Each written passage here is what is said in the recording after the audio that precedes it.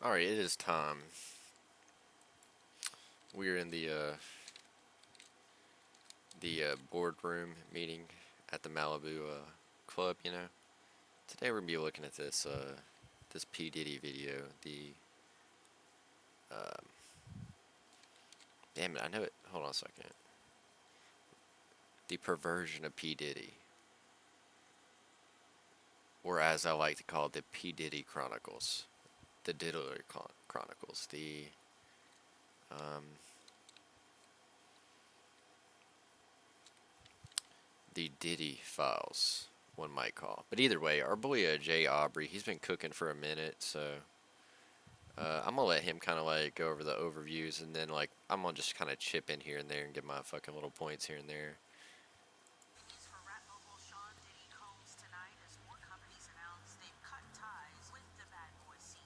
to fit. A new civil lawsuit against Sean Diddy Combs accuses him of sex trafficking. You know him as Diddy, formerly Puff Daddy, Uh, big-time rapper, big-time superstar, and now the feds. how long ago was this shit released, man? A month ago? God damn, a lot has happened since that month that he dropped this shit, huh? Holy shit. Then again, this was after the raid, so that does make sense.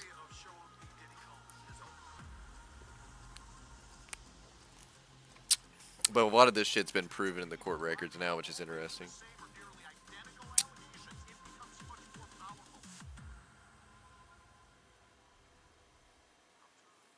I'm trying to party.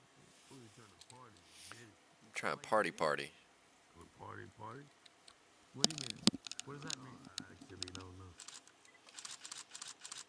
Rap mogul Sean Puffy Combs pleaded not guilty today. Damn, that hat is fire. From a nightclub shooting. Combs was arraigned on charges of criminal possession of a handgun. On December 27th, 1999, the NYPD responded to an incident that occurred on West 43rd Street in Times Square. At around 3 o'clock in the morning, gunshots rang out in Manhattan's very own Club New York, leaving numerous innocent bystanders in dire need of medical attention. Authorities reached the scene of the crime and arrested 21-year-old Jamal Barrow, a young Damn, our boy Sean. Professionally. He actually had a pretty good flow. It was like, it was kind of too deep. His voice is always too deep for me, but I could appreciate it.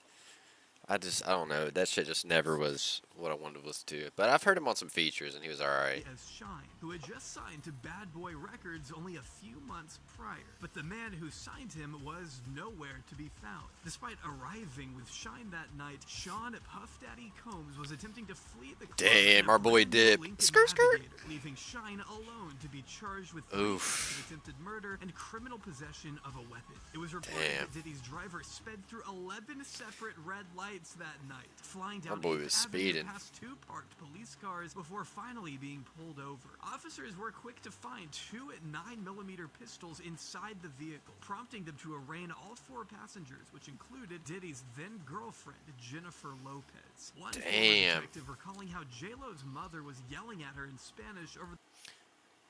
Oh my god, this is fucking hilarious. So just imagine this. You're a cop, and you're chasing a fucking speeding car. You finally pull it over. It is Sean Puff Daddy Combs with some fucking guns trying to flee a nightclub, with J-Lo in the car, with her talking to her mom while her mom's yelling at her in Spanish. Man. Diddy was ahead of the curve on the fuckery. By the time they arrived at the Manhattan South Police Precinct, telling the New York Post she was really mad at Jennifer. I heard her say, "I told you not to get involved with him." Oof. That everyone in the SUV was damn. Hands on the vehicle, but Lopez walked away, saying she was going home. As she was being detained, a gun was discovered in the vehicle. The officer quotes Lopez as saying, "It's not my gun."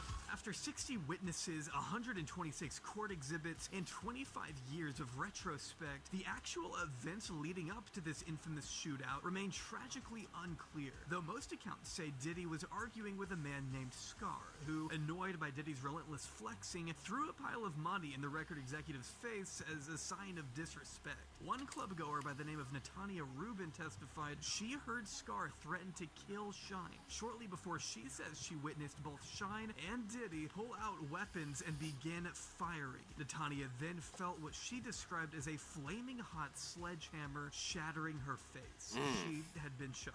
As I turned back to So I guess she got shot in the fucking, like, the bone. That was like the shattering the bone, I guess. That's fucking insane, dude.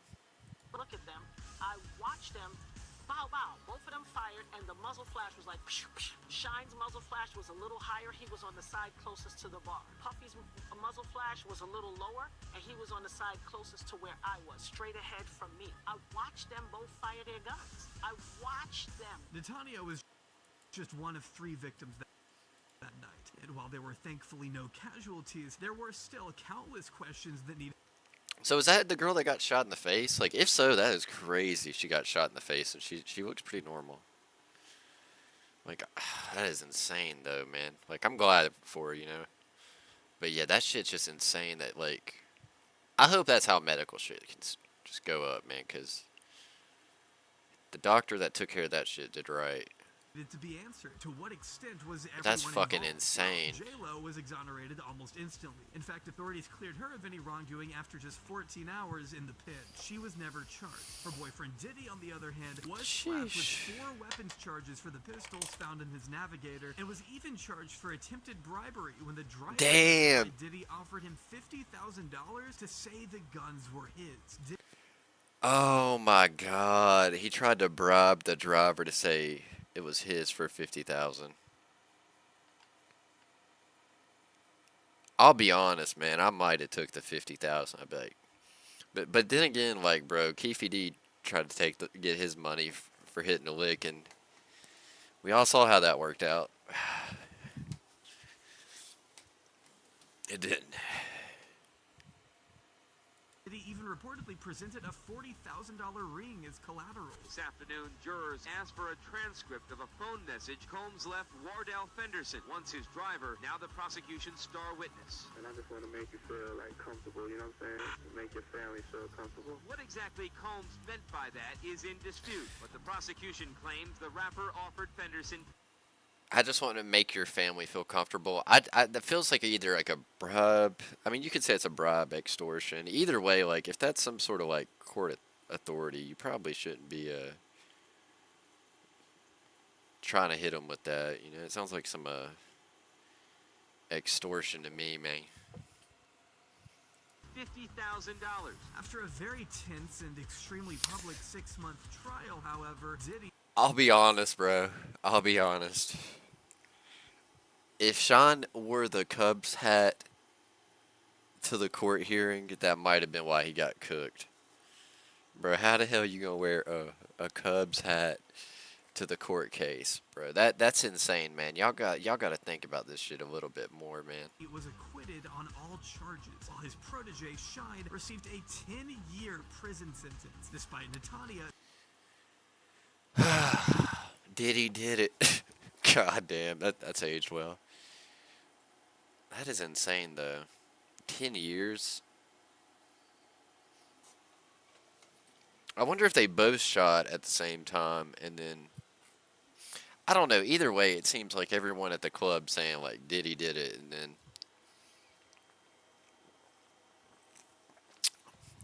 Sean got cooked. But honestly, I bet it's just the lawyers, man. You get what you pay for, and I'm sure Diddy's were better. The victim maintaining since day one it was Diddy who shot her in the face, not Shine, who she says only fired his gun at the ceiling. In a recent interview... I'm gonna be honest. Try not to like roast anything too hard. Make your family feel comfortable. What exactly Combs meant by that is in dispute, but the prosecution claims the rapper offered Fenderson $50,000.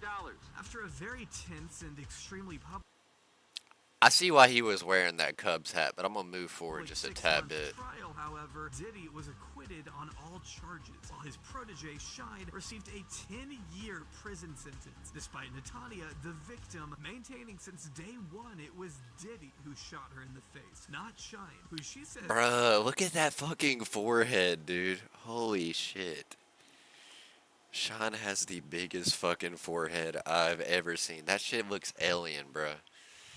Like, if I saw that dude in the woods, I'd think it's a fucking alien, man. Has only That's fired his gun ridiculous. at the ceiling. In a recent interview with News Nation, Natania reiterated, "I literally watched them all pull out the guns. I had a clear point of view. I mean, for God's sake, I got shot." Oh, so she didn't get shot in the face. She got shot in the nose. Shot in my nose. I was facing them directly. Man, she kind of got lucky. Not really. I mean, she got shot either way, but like getting shot in the nose, like, bro, I'm sure it could have hit something way more vital. So I'm guessing it probably just grazed her nose and then broke it. Like, I mean, like, I'd rather get shot in the nose than the eyes or the fucking. Either way, man, it's come on now, Sean.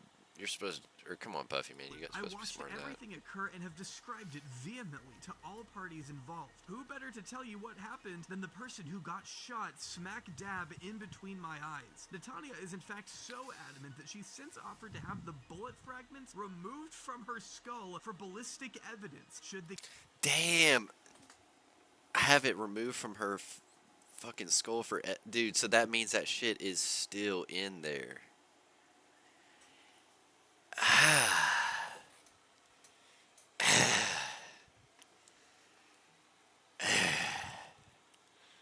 I wish I could like go back, but every time I go back it goes too far. case ever be reopened? Ever since that Fuck. life-altering verdict, Natania has insisted that Shine was the fall guy, a term literally used by Shine himself after leaving jail. As much as Shine has Yo, shout out to Fall Guys. made an effort to grow and change as a person, distancing himself from his troubled past by becoming the leader of the Belize Democratic Party in recent years, his Damn. dad is the former prime minister of Belize, by the way. No big So your boy's just doing politics in Belize. That's fire. deal. Shine has recently opened up about his role in that fateful club shooting during an interview with Channel 5 Belize. In reference to Natania's claims, Shine stated, "It opens wounds when you hear the victim saying that it was Diddy who shot her. Everyone knew all along that I was the fall guy. My Damn, so even he's like, man, I told y'all, nobody believes me, nobody fucking believes me. Everybody thinks P. Diddy's some nice guy. And y'all just gonna point the finger at me and say it's me, even though that photo right there probably wouldn't do good in court. political enemies and detractors try to make me into this criminal, but everyone knew that I was just a young kid that took the fall. Everyone knew that was the story. I'm just That's fucked up. Like, how much money did Sean get while he's saying locked that away? I've maintained my innocence all this time. While he doesn't explicitly say he took the fall for Diddy, he does make sure to emphasize what Natania is telling us, saying, "I didn't get into who did what, but the victim is telling you who did what. Fragments were He's like, you ain't gotta ask me, brother. never removed, so there was never any forensic testing to say who it was, but the victims are vindicating me, clarifying once and for all that he's moved on and that he doesn't want to relive those tragic experiences." So why discuss any of this now? Well, it all stems from a recent lawsuit filed this February by producer and Diddy collaborator Lil Ron, who has come out with a long I'm gonna be honest. Little Rod is a crazy fucking name. I'll be honest, man. laundry list of allegations against his former creative partner, which we will be exploring extensively throughout this video. But what I want to focus on first is what these court filings say about the 1999 incident. On page 25 of the 73-page lawsuit, it is stated that Diddy bragged to Lil Rod about getting away with it shooting people, sharing that he was responsible for the shooting in the nightclub in New York City with rapper Shine, and that J-Lo carried the gun into the club for him and passed him the Damn. So your boy, oh man, so your boy fucking P. Diddy walks in the club and then has J-Lo pull out the blick out of her purse. Because you know they weren't going to try to search her. Damn. That's kind of savage, bro. Having J-Lo hold the blick for you. gun after he got into an altercation with another individual. Lil Rod's assertion that Diddy bragged about bribing witnesses and jurors in the criminal case concerning the 1999 shooting lines up perfectly with Netaniah's own. Lines up perfectly why they kept his ass in detention, bro. They knew if he let him out on bail, that's all he was either going to fly out the country or he was going to go ahead and just start fucking witness tampering. I guarantee you, man, that's why they had to tuck his ass away. Of events that she has never once deviated from. Even the surgeon who did my surgery to take out part of the bullet fragments that was aspirating into my lungs and try to remove as many bullet fragments as possible testified in the criminal trial that while they were putting me under, I was screaming Puffy, pew pew me in the face. But as mentioned, Damn. this is far from the only concerning allegation. So she was telling the docs, like, Sean Diddy, Puffy Combs shot me. Damn, they should have been witnesses too. Against Sean P. Diddy Combs. In fact, there are entire decades of those, with the most recent wave of lawsuits being the most shocking and disgusting of all. Which is why today we'll be going through all of these stories, presenting them as cohesively as possible here in this video. It's gonna be a long one, and I don't doubt it will get pretty dark. While Diddy has yet to be charged for anything connected to the recent Yeah, well, I got some news for you, Jay. it's important we know what exactly he's currently facing in order to get a better sense of who he is and where he may go from here. But in order for that to happen, we need to start a little further. Bro, they sent the insurgent in on him. Daddy, Puffy, whatever you want to call him, has existed in the cultural zeitgeist for a minute now. In fact, he's remained a prominent figure in American pop culture since the early 90s. But I want to venture back to when he was nothing more than a young boy from Mount Vernon. Born in Harlem in 1967, Sean Combs was raised by a single mother in New York following the murder of his father in the early 70s. Damn, that's cold. He attended a Catholic boys' school throughout his adolescence before eventually enrolling at Washington, D.C.'s Howard University during the late 80s. Initially seeking a business degree, Diddy spent most of his time driving around in his convertible and throwing rowdy parties that one former student described as a once-in-a-lifetime type vibe to Rolling Stone. Not all of his former classmates look back.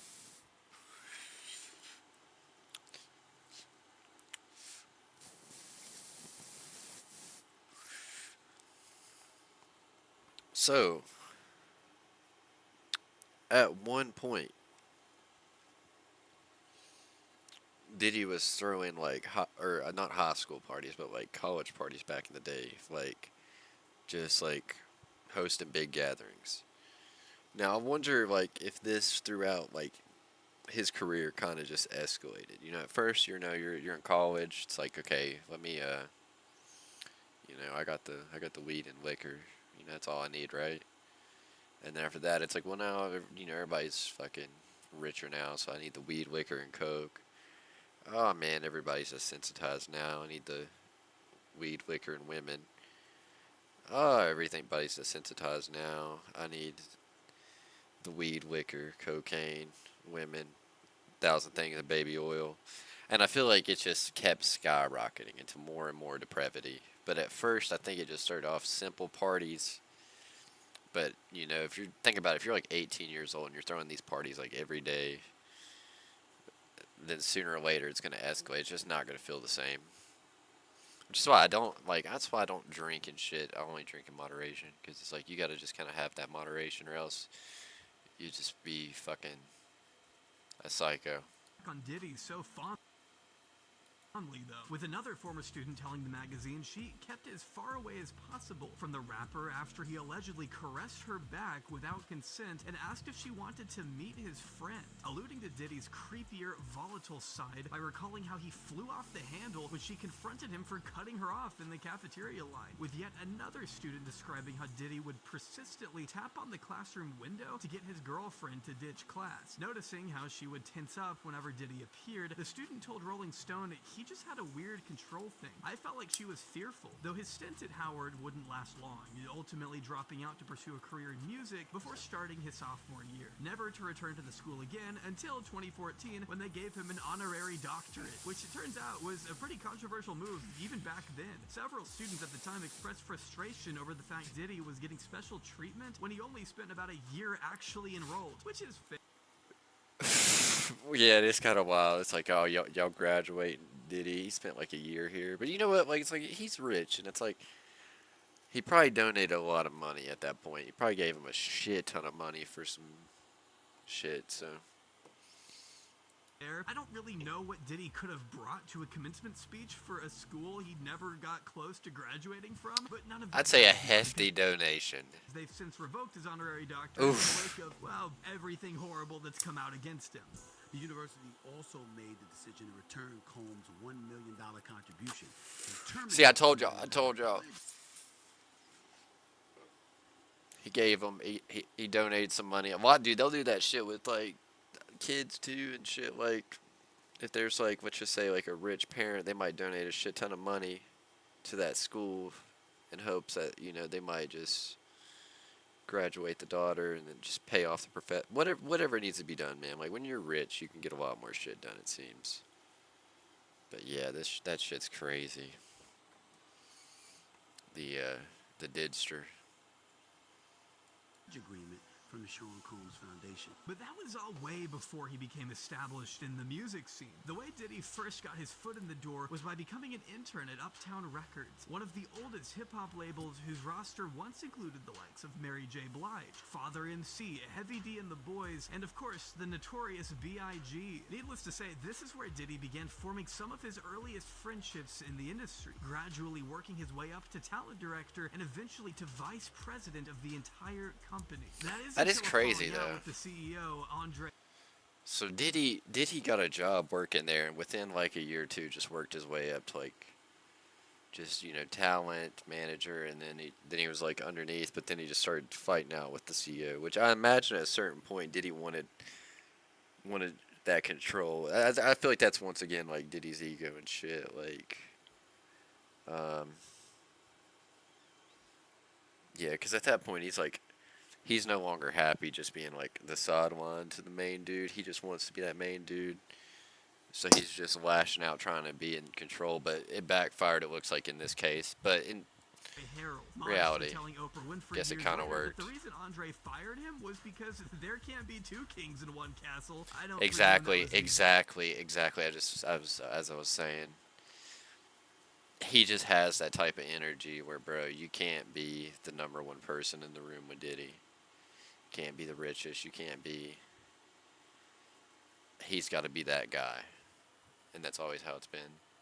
The exact reason he got fired, but that's what he tells people. Still, the connections he made through Uptown would ultimately serve him well in 1993 when he launched his own label, Bad Boy Entertainment, just weeks after leaving his old job, signing Biggie immediately, which ended up being a huge blow to Uptown after the massive success of Biggie's critically acclaimed debut album, Ready to Die, in 1994.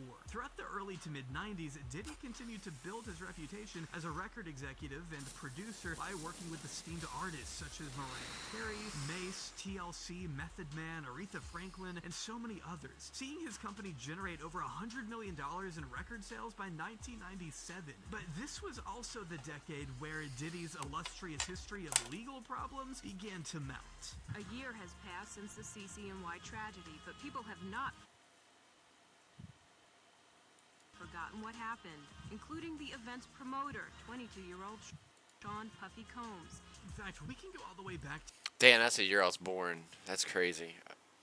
Anyways, though, so this happened before the Travis Scott shit, which I think it was something like that again. I think it was just like the venue like I think not the venue, but like I mean I think it's like multiple factors. You can't blame like one person for this. There's security, all these people. But yeah, like I feel like you do a couple like events and then you like try to do one that's just way bigger and then just shit goes wrong. And I feel like that kind of happened with Travis Scott, like with Astro World. He just kind of I don't know. Probably did a bunch of them, and then after you do so many of them, you don't take as much caution, and then that's when some like a bad shit happens, and like a crowd stampede or some fucking crazy shit. To 1991, before the Bad Boy days, to find examples of Diddy's first controversies, which it feels He's like kind of dripping right there, to be honest. that because these are actual crimes, not so much controversies. Organizing and promoting a city college basketball event marked Diddy's first bad decision, as stated by Jason Swain, whose brother was unfortunately crushed to death during a tragic stampede that occurred that night. Dirk Swain was just one of 9 people who lost their lives in that school, not to mention the dozens of other patrons that were injured as a result of the event being massively overbooked. A 67-page report carried out by New York City Mayor David Dinkins concluded that despite having a capacity of 2,700 people, the gym filled up to over 5,000 people as a result of non-ticket holders being allowed inside. The report criticized those in charge of the event for making a litany of mistakes and neglecting their duties at every stage of planning, according to a New York Times article from 1992. While we don't know what specifically led up to the crowd crush that transpired, we do know that once attendees were barred from entering, the people who were left outside stormed the gates of the gym and rushed into the lobby. According to the report, the only open door at the bottom of the gym somehow became shut, creating a deadly steel barrier to the surging crowd as outlined by the Times. A nightmare that I can't even begin to imagine. One victim by the name of Sharice Miles recalled to the New York Post how we were just chest to chest for hours. At one point there was this rush inside, and that's when you saw bodies dropping. People were getting trampled, it was chaos. But that was never much of a concern to Diddy. You know, the guy who... I'll be honest, I think Diddy was just like, it happens. Anyways, is my check arriving? But yeah, it just seems like, I don't know, with that crowd crush shit, man, it's all about like just keeping everybody in line, man. And it feels like once like everybody starts like panicking and moving in like one direction, that's when all the injuries start happening. Any sort of panic, any sort of fire, anything like that, it just shit starts going left. And then also another thing too is like if you get too close together, is another thing that fucks people up, is if like there's only a limited amount of oxygen, so you can just collapse from not being able to breathe if there's too many people in one space. And that shit happens too. But yeah, I think Diddy should fucking organize this shit a little better. Organized the event, who Sharice says walked right past me after there was this big rush into the gym and didn't seem concerned about what was going on. He just wanted to get his stuff and get out of there. I never got the sense of remorse or accountability, just like, let me get my stuff and get out. What's interesting to me is that the mayor's report, which you can read for free on the Wayback Machine, describes Diddy's initial plans of arranging a celebrity basketball game featuring rap artists in order to raise concern over the AIDS crisis. He then promptly called up an associate by the name of Tara Jeter to hammer out the details with the school. A contract was drafted up, and Diddy didn't even really bother to read it, despite it pinning a lot of responsibility on him as the contractor of the event, requiring him to buy insurance, which of course he didn't do. Damn. A lot of the report spends time criticizing the school and police department. 2 entire pages are dedicated to the failure of responsibility by Sean Combs, citing that as a known promoter of rap concerts and other functions, he is fully aware of the need for proper preparation and coordination of such events, particularly with regard to the need of adequate security. In this instance, Mr. Combs spent little time making the actual preparation for the game and delegated most, if not all, of the arrangements to those who claim to have no prior experience with such events. What? He's like, listen, I'm gonna need y'all to do shit and get some security guards. They're like, we don't know how to do that. He's like, that's too bad. Get it done. Like, fuck, man. Like, bro, you got the connections. See, I don't know, man. Diddy, I feel like Diddy's just that type of person to tell you to go like figure it out and then to go fuck yourself and figure it out. You know, that's Diddy in a nutshell, man. Like I wouldn't trust. You can't trust Diddy, man. But The report also acknowledges how Diddy promoted the hell out of damn, this thing, plugging it repeatedly over the radio on Kiss FM.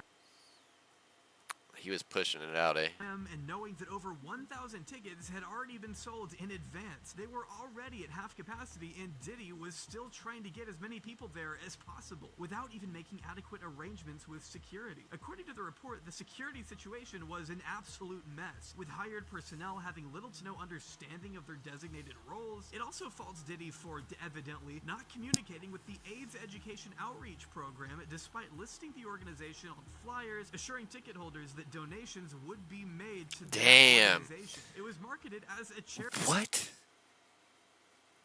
basketball event, after all. Only the leader of the charity says they were never approached regarding any monetary donations. As outlined by the report, Diddy's assertion that the proceeds were being donated was in error, meaning nobody quite knows what happened to that $24,000 the event was for charity.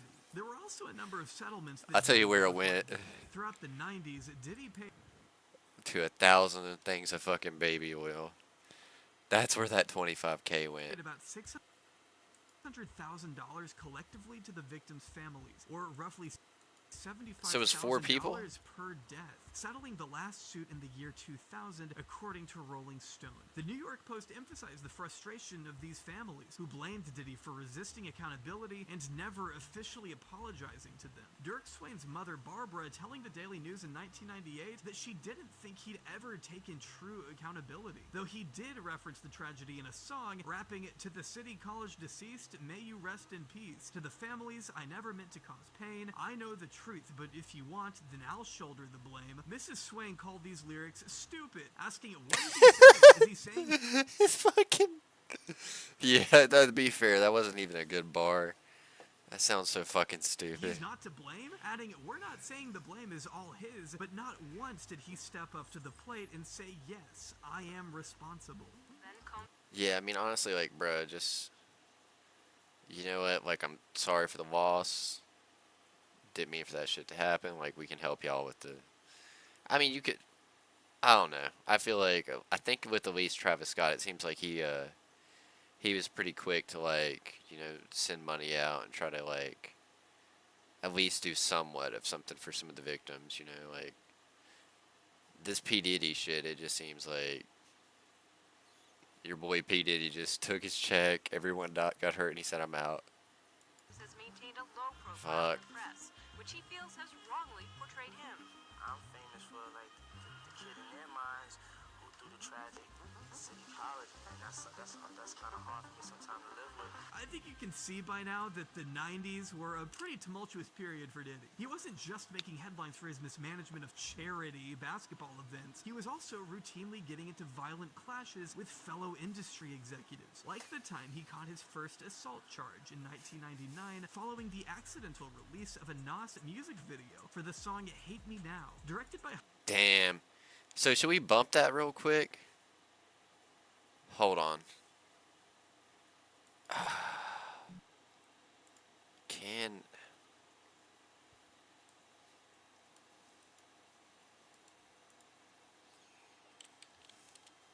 I'm gonna come back to this. So...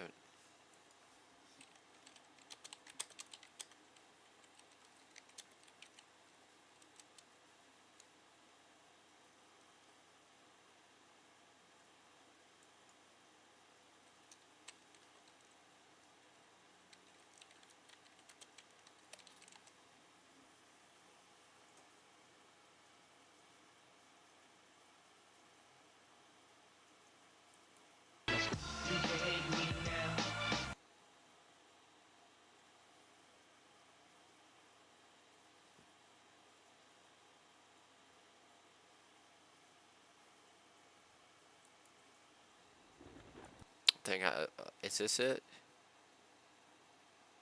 P. Diddy hates this version, yet I'm watching it anyway. So this is it. This is it.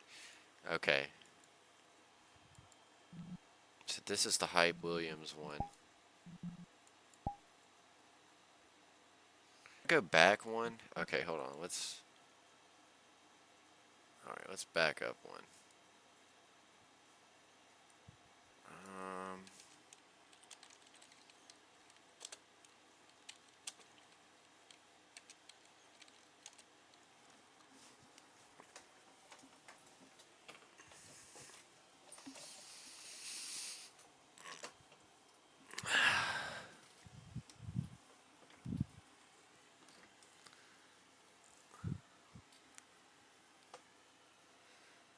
Alright, where we at? Well, Sean Diddy Combs. Alright.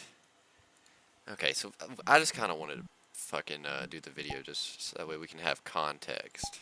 Okay? A little bit of context. For rap mogul Sean Diddy. Everyone in the SUV was Which, I guess if I was Sean Diddy Combs, I'd be a little pissed about that video release myself. Because that shit was out of pocket. Frustration over the fact I stormed the gates of the gym and rushed into the report spends time criticizing the Diddy was required to pay. Throughout the 90s, Diddy paid about $600,000 collectively to I'm famous for like the kid in their minds who threw the tragic city college, and that's kind of hard for me sometimes to live with. I think you can see by now that the 90s were a pretty tumultuous period for Diddy. He wasn't just making headlines for his mismanagement of charity basketball events, he was also routinely getting into violent clashes with fellow industry executives, like the time he caught his first assault charge. Okay, this is perfect. Following the accidental release of a Nas for the song Hate Me Now. Directed by Mike Williams, the infamous video featured controversial depictions of Diddy and Nas carrying out of large pocket wooden crosses on their backs, being flogged by an angry mob before being pinned down and crucified on those crosses. This thing remained lost media for over 20 years until 2022 when a user named HipHopVCR posted the entire music video in full on Patreon. And sure enough, it literally shows nails being driven through Diddy and Nas's hands. Diddy being raised. Can't show it, obviously. Oh, maybe I shouldn't have. Fuck. And decided he no longer wanted the crucifixion scene included. Only by the time he came to that decision, it was pretty late in the process, and Steve Stout, Nas's Don't worry, it's so fucking, it's like 380p. Considering A, he had already sunk 14 grand into the scene, and B, the crucifixion was Diddy's idea in the first place. Either way, the uncut music video aired on national television April 15th, 1999.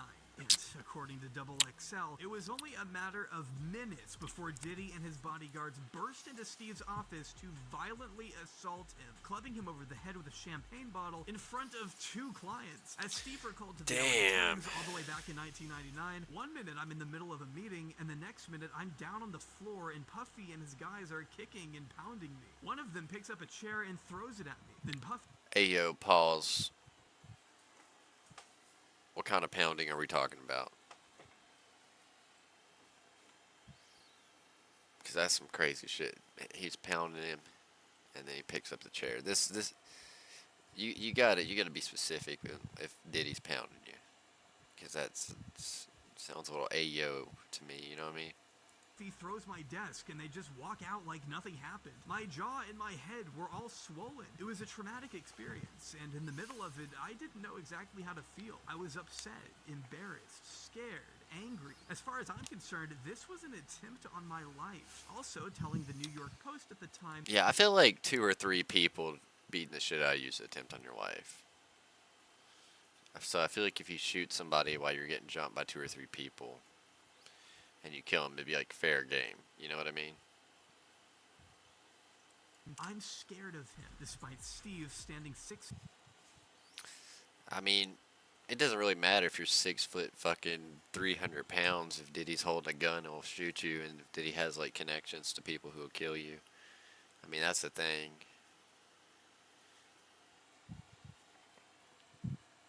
Everybody's cool till the blicky comes out. Feet tall and weighing over 300 pounds, as the Post mentions. But I have to defend the record industry. It's the record industry versus Sean P. Diddy Combs, he added. Everybody is afraid of him. He has a dark history. Almost instantly, Diddy was arrested, criminally charged, and faced up to 7 years in prison until Steve had a change of heart and asked the DA's office to drop the charges once Diddy apologized, issuing...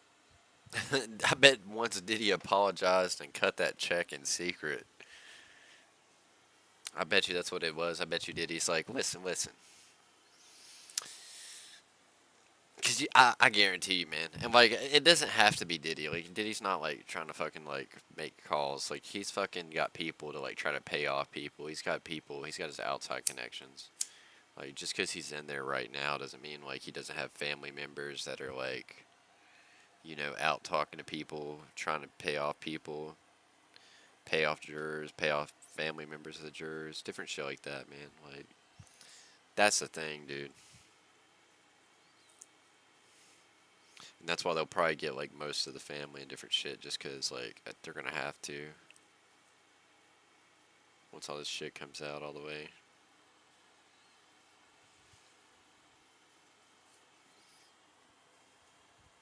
An apology is an otherwise rare move for Diddy, but I guess he would have done or said anything in this instance to avoid 7 years behind bars. And I gotta say, the fact that people like Steve were speaking publicly about the dangerous side of Sean Combs 25 years ago says a lot. His abusive past has always been one of the industry's worst kept secrets. In fact, in 2001, a Detroit talk show host by the name of Roger Mills filed a lawsuit that accused Diddy and his entourage of assault, false imprisonment, destruction of property, intentional infliction of emotional distress, and a civil conspiracy, according to a 23-year-old article from Billboard. This lawsuit was reportedly filed around 2 years after Diddy and Roger filmed an interview in which the latter asked Diddy to comment on speculation that he had something to do with the death of his longtime associate Biggie Smalls. Refusing to answer the question, Diddy ended the interview right there and demanded it never be aired, even offering to buy the videotape of that interview through someone else. But when Roger refused,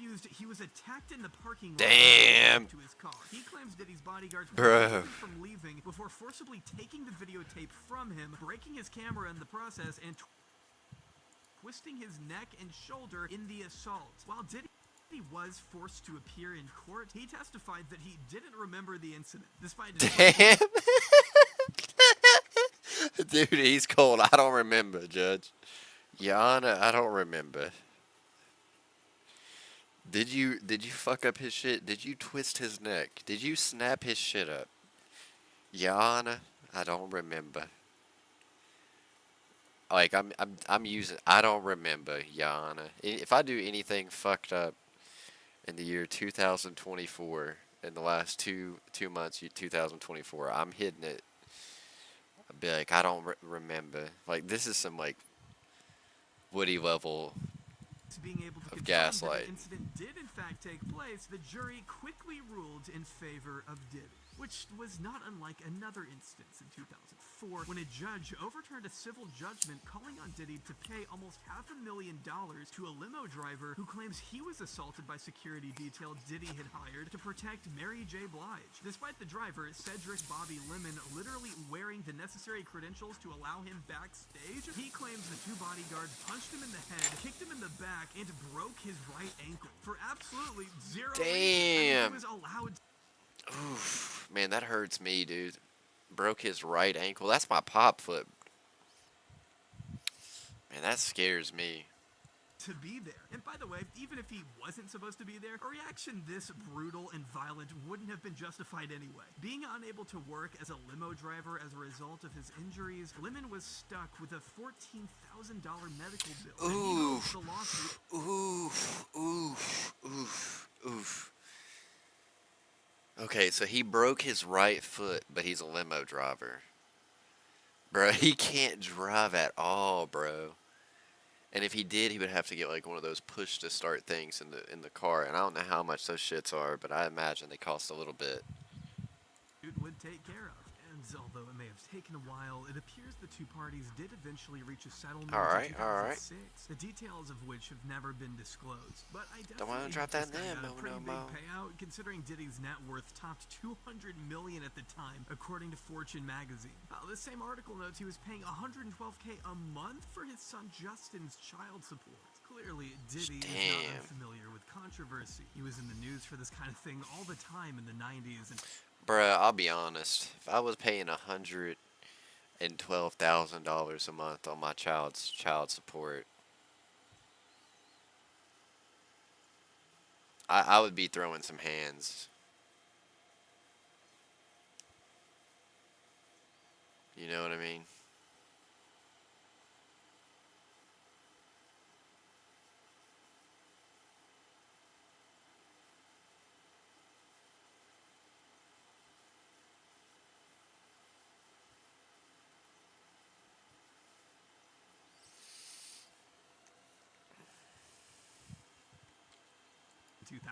Take, for example, a bloody altercation at an Atlanta club in 1995, where Diddy's longtime bodyguard Anthony Wolf Jones was involved in an argument between bi-coastal hip-hop group members from Bad Boy Entertainment and Death Row Records, Suge Knight's infamous record label that went on to sign Tupac Shakur. According to a 2001 report from the Los Angeles Times, an off-duty Fulton County sheriff by the name of Chris Howard, who had been working security detail at the club that night, witnessed both groups in a heated argument that included Diddy and Suge. It got so bad that Howard had to step in and break it up. Things calmed down for a second, only for another flare-up to occur, this time between Wolf and a man by the name of Big Jake Robles, a close friend of Suge. Howard then ordered the two groups to leave the club, making sure to keep Suge... I'm like, hold on, I'm confused real quick.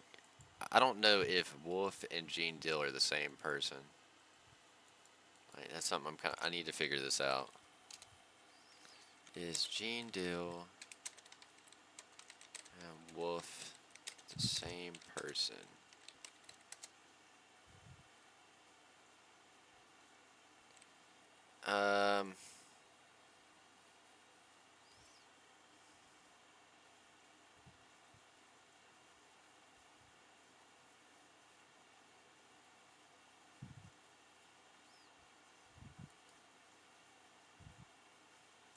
Okay, it seems to be they were two different people. Party inside as Diddy's entourage cleared out. As Howard recalled, I told Suge, okay, the coast is clear, and we walked outside and he got into the limo. His partner was just about ready to get into the limo when all of a sudden Puffy's guys came around the corner and one of them had a gun. I chased the guy with the gun around the corner. He handed the gun off to another guy. It was a 45. By the time I got back out front, that's when the guy took a shot at Suge's partner. He shot him 2 or 3 times, alleging he then saw the shooter jump into a car with Diddy's associates. The police arrived 15 minutes later, but at that point, the shooter was nowhere to be found. No weapon was ever recovered, and the victim, Jake Robles, died in the hospital a few weeks later. According to the LA Times, one witness recalled seeing Diddy's bodyguard, Wolf, pull the trigger. But that never really went anywhere. As this article points out, Diddy and Wolf were both standing trial in Manhattan on gun and bribery charges pertaining to the 1999 Club New York incident at the time this whole thing was being investigated again, which kind of took precedence in the media. To this day, Suge Knight still blames Diddy for what happened to his right-hand man.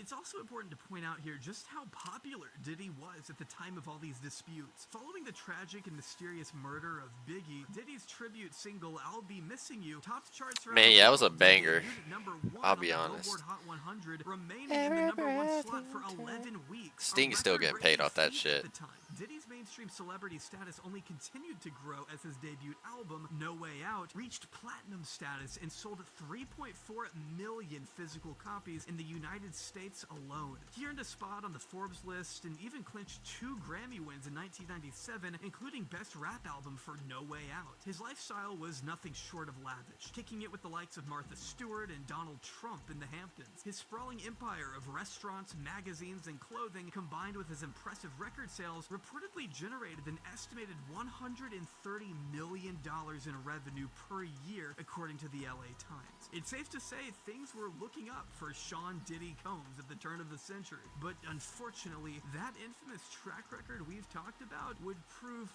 pretty difficult for the mogul to escape.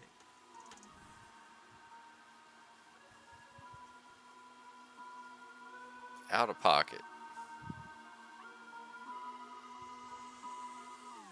Before we go any further, I would like to go ahead and pause to thank today's sponsor, Fume. Fume is an award-winning flavored air device that uses plants and behavioral science to transform your bad habits into positive ones. Instead of using harmful or addictive chemicals, Fume's cores are infused with all-natural ingredients like peppermint and cinnamon, making for a tasty and enjoyable experience. With flavors like orange vanilla and raspberry lemon, Fume allows you to I'll be honest, raspberry lemon sounds kind of fire. diffusion diffusion system that doesn't involve electronics or combustion. Not to mention the device feels super well weighted in your hand. Being perfectly balanced makes it easy Let to 'em cook. fidget with. Backed by U.S. doctors, Fume continuously invests in third-party studies to ensure the utmost safety of their products, giving you peace of mind as you move away from bad habits. Fume has already served over 300,000 customers, and you can be their next success story. For a limited time, you can use my code JAWBRY to get your free Fume base when you order the Journey Pack. It's the all-new magnetic stand for your Fume device. Just head to tryfume.com/JAWBRY, that's tryfum.com/JAWBRY, and use code JAWBRY, or scan the QR code on screen now to get your free Fume base when you order your Journey Pack today.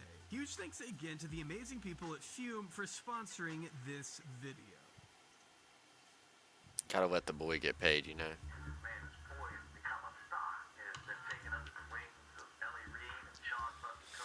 In 2016, R&B icon Usher made an appearance on the Howard Stern Show, where he described some of his earliest years in the music industry. At just 15, Usher was already collaborating with established record executive Sean P. Diddy Combs, who was happy to co-produce the young artist's self-titled album in 1994. But Damn, that was where the old ass relationship Usher. Holy ended. shit. As Usher told Howard, he lived with the mogul for up to a year without his parents even knowing. Remember, he was a teenager at the time, and Diddy was well into his 20s. In fact, Diddy himself would later go on to claim he had legal custody over Usher during this time. Damn. Given custody of him, you know, he signed to Usher.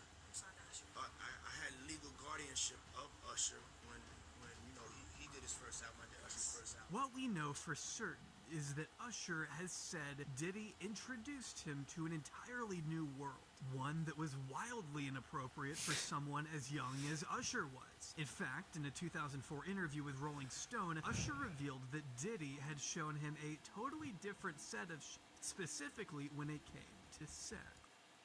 Girls were always around, Usher explained. You'd open a door and see somebody doing it, or several people in a room having an orgy. You never knew what was going to happen. Fast forward 12 years, and Usher's testimony hasn't changed a bit, with Howard asking about something called a puffy flavor camp. No joke, that is actually a term coined by Diddy. We're sending you over to something called Puffy Flavor Camp. There you go.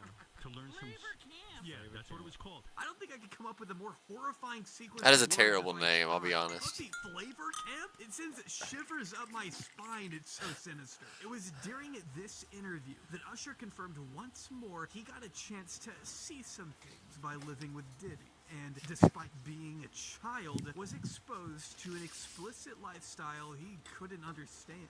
Hey, it was curious. I got a chance to see some things. Yeah, but you were 13. What were you I seeing? went there to see the lifestyle. Right. And I saw it. And it was, but I don't know if I could indulge and understand what I was even looking at. When Howard's co-host, Robin Quivers, asked whether or not girls would approach him at Diddy's house, Usher cuts her off before she can even get the question out, keeping it vague but insisting there were some curious things taking place. So nobody tried to, some woman didn't come along. I ain't say that. Okay. I didn't say that. What I did say is that there were very curious things taking place, and I didn't necessarily understand it. Briefly touching on the wild parties before Howard finally asks if he'd ever send his own kids to Puffy Flavor Camp. And I think Usher's immediate response here really says it all. You're a dad now. Would you ever send your kid to Puffy Camp? Hell no. These quotes from Usher only resurfaced recently, around the same time as these videos featuring a 15-year-old Justin Bieber. As of today, you can actually still find this 14-year-old video up on Justin's YouTube channel. Originally posted in November 2009, right as Justin was becoming a global sensation, the 2-minute video has generated headlines again due to it being an extremely uncomfortable watch. Ominously titled Justin Bieber's 48 Hours with Diddy. The first 30 seconds feature Diddy gifting the young pop star a brand new Lamborghini. He promises Justin that in a year, when he turns 16, this car is all his. And when he turns 18, he gets the giant mansion behind him.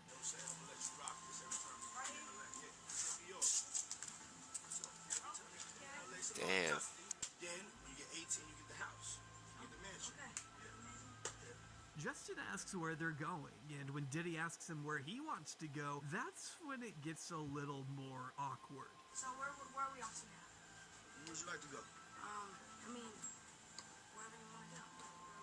The way Justin stutters and stares into the camera with a distant look on his face, Like he's ready to run. Now, in retrospect, knowing the horrifying allegations that have been leveled against Diddy. But if you thought this video couldn't get any more uncomfortable, just wait.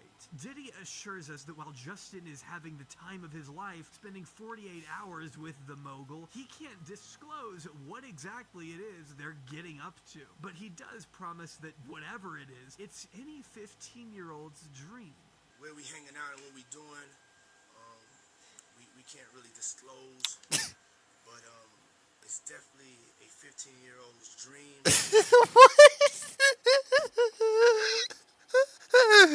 Oh my god.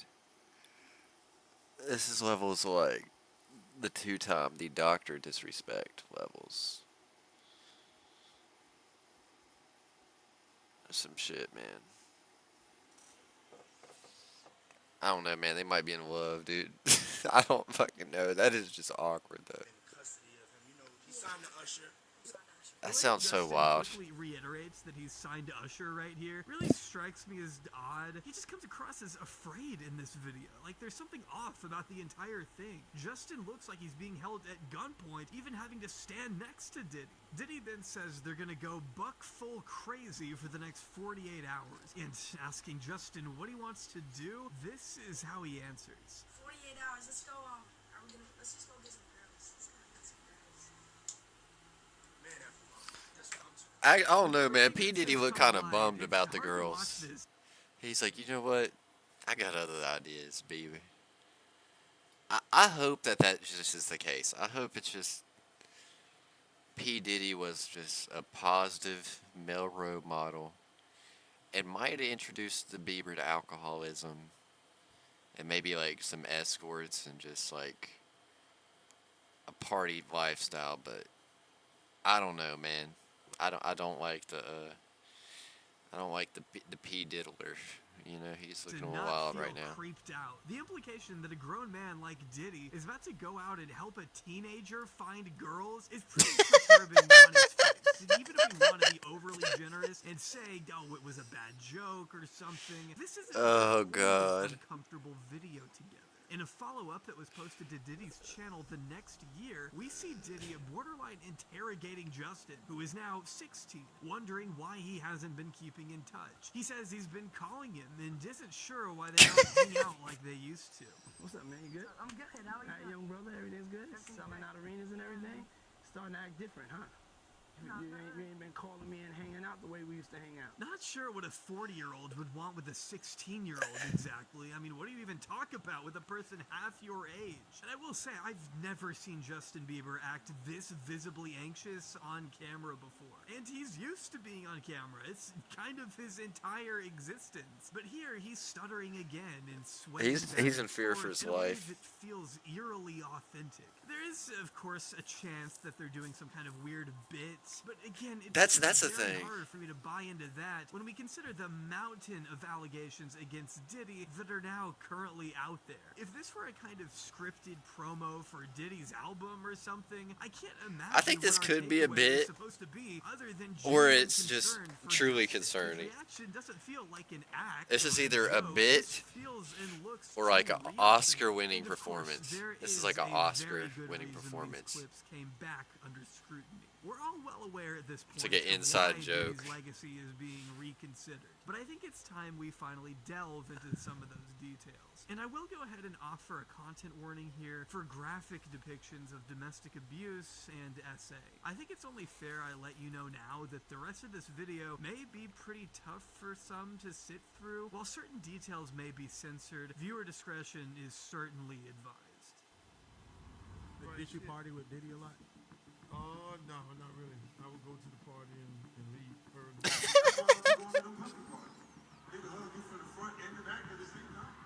I don't know what goes on after hours, but he wasn't trying to find out. I wasn't trying to find out. Damn. Homie said, I came for the food and dips. Cause that's the thing, man.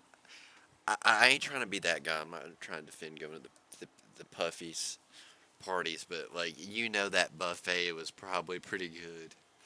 The P Diddy buffet, the shrimp buffet, because he had the cocktail shrimp. You know what I'm saying? The cocktail sauce. He's probably got some shrimp lo mein, some shrimp hibachi. He's probably got some Japanese, some China. I don't know what's on that buffet, man, but there's probably some good shit.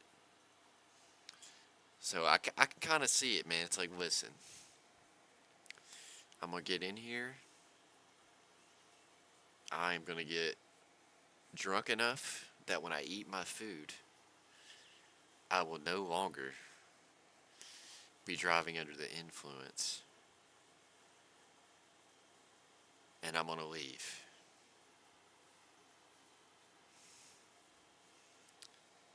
And then, like, I might steal some of Diddy's Versace slippers. See if he might not notice, you know what I mean? I might try to get in and get out. You know what I mean? Because I honestly, it's the heist of a life. I took his rhinestone flip-flops. 50's always dissing the fuck out of him. Cause P. Diddy be wanting the body. And you gotta tell him. You gotta tell P. Diddy no. You gotta tell him no. Recurring element You gotta tell P. Diddy no. You gotta tell him.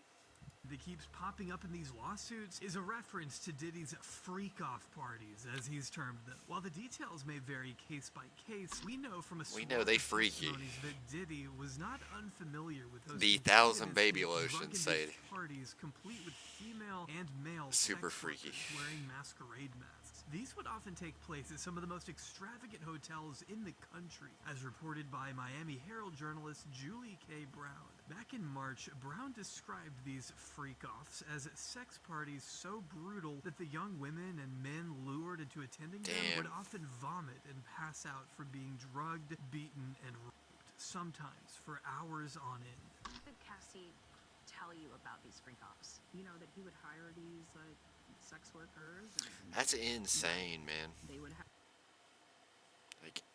Like, how wild did they get? Or was it...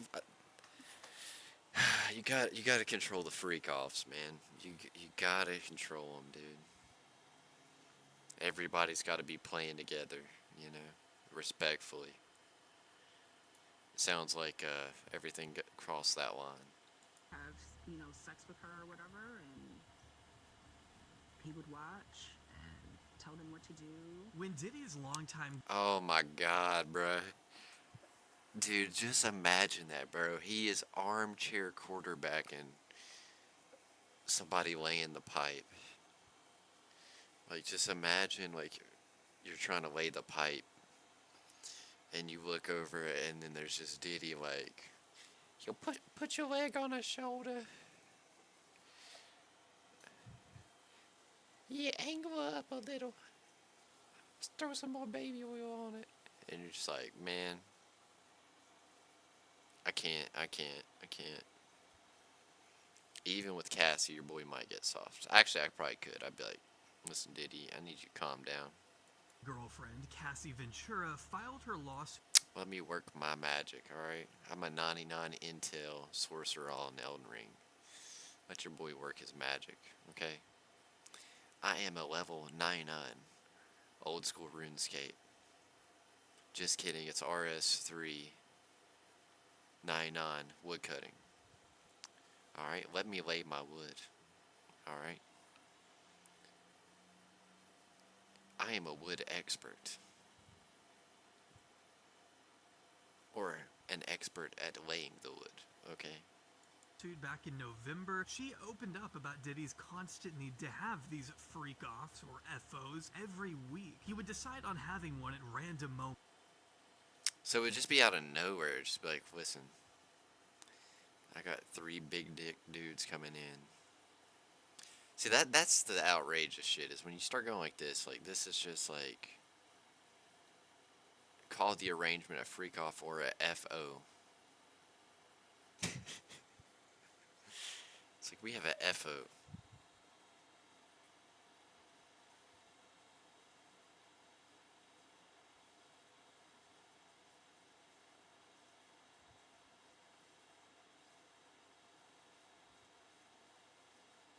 Was our thing an R Seeker? I feel like that was your thing from the way everything's sounding. Like, I don't know, the whole circumstance if maybe there was some threesomes in there that were, like, consentful, but it seems like a lot of these men, it was kind of fucked. I feel like Diddy was, on some shit. According to the lawsuit, expecting Cassie to find the location and hire the sex workers herself. The lawsuit even goes on to name the exact hotels where these FOs would occur, with the hotels occasionally charging Diddy thousands of dollars in damages afterwards. Cassie's lawsuit goes into excruciating detail on how these encounters were arranged, alleging Diddy forced her to use websites and escort services to find male sex workers, specifically instructing her to search for terms like large black penises on the website, as the lawsuit Fuck. I feel like he's not an equal opportunity employer, man. You know what I mean? Like, what about me, dog? What if I'm, like, slightly below average? Come on, man. He would often involve his assistants as well, asking they provide baby oil and Astroglide to the hotel suites, in addition to copious amounts of drugs that included ecstasy, Astroglide is GHB, insane. ketamine, and marijuana. I wonder if anybody's been commenting about the 1,000 things of baby oil. Like, Jay Aubrey's got to do a video on another video. This is too good. Because all this shit, like the lubricant, the Astroglide, like, oh, supply it. And then now we found out about the 1,000 things of baby oil. Like, all this video is aged fine. Alright. Marijuana and alcohol that allowed Cassie to disassociate during such events where Diddy would masturbate to Cassie having intercourse with other inebriated sex workers. These FOs would sometimes last for days, according to Cassie, who says she needed to ingest IV fluids for an excessive period of time after the encounters in order to recover from all the substances her body was forced to endure. That girl, bro, there's a video of 3748, right?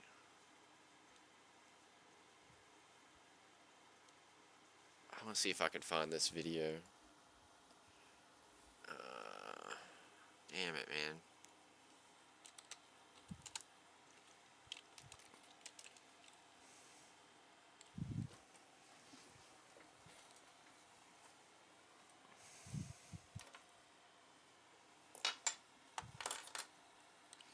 Diddy and his mom video.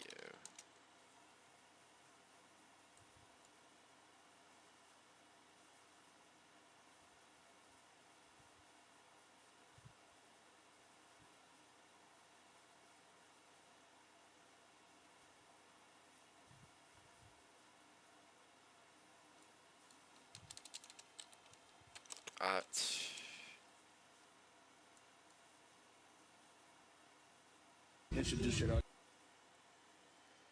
Can I play this like this or no?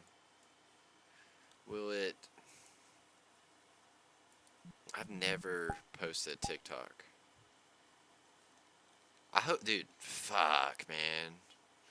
I don't think it's gonna work.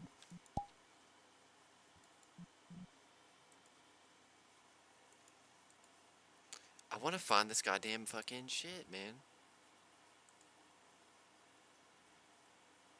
I love you. I love you too. God damn it.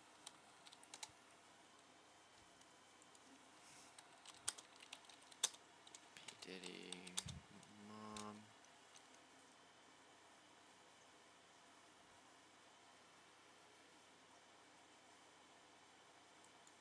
Y'all, not Dick. Oh, it looks like. This ain't it. I don't.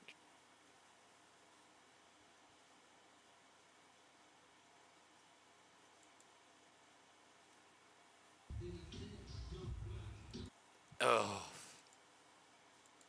I think this is it.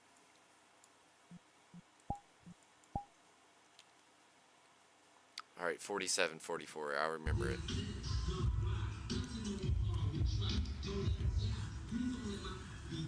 Hold on. This shit's gonna glitch my shit out.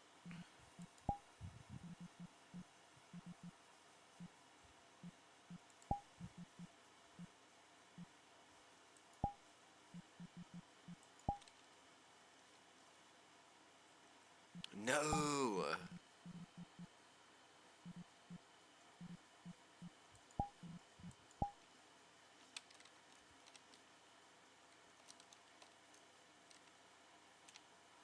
What's going on with all my fucking avatars, man?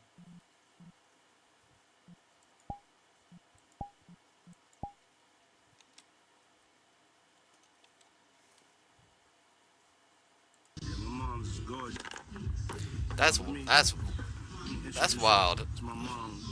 Call Mom Dukes. Hi. She's getting a drip with me. She's hydrated. Oh, God, man.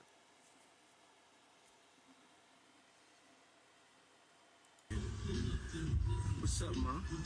It's good, baby. I'm here with you. Yeah. I love you. Love you too.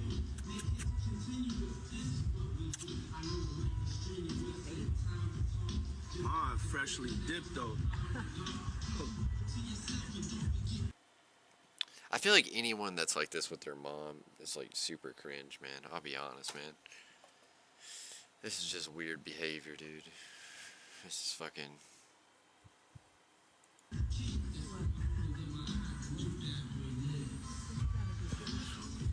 I was just trying to show you shoes.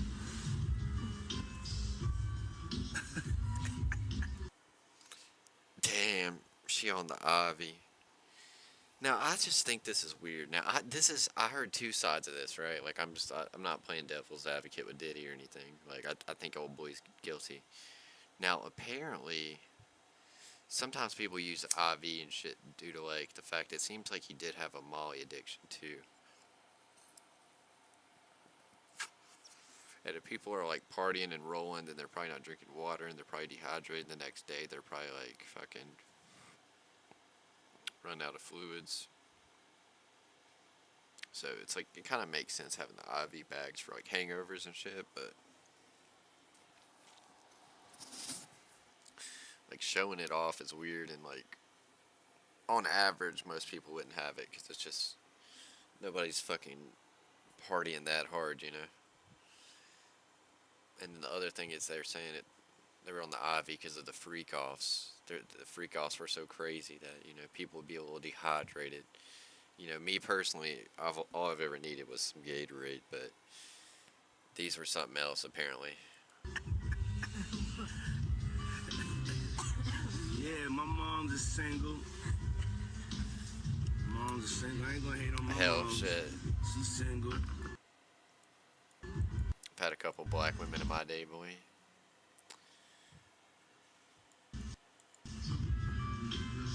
Me and my mom took. I'll keep her company while you're away. Doing a dating show. She's so picky. She's so picky. They don't stand. But yeah, Man. that'd be the funniest show in the world. Oh, that would be. I don't even want to get started if she was doing that. We're not doing that, cause yeah, my mom's single. Yeah, for real. Mom do know how to have a good time. Yo.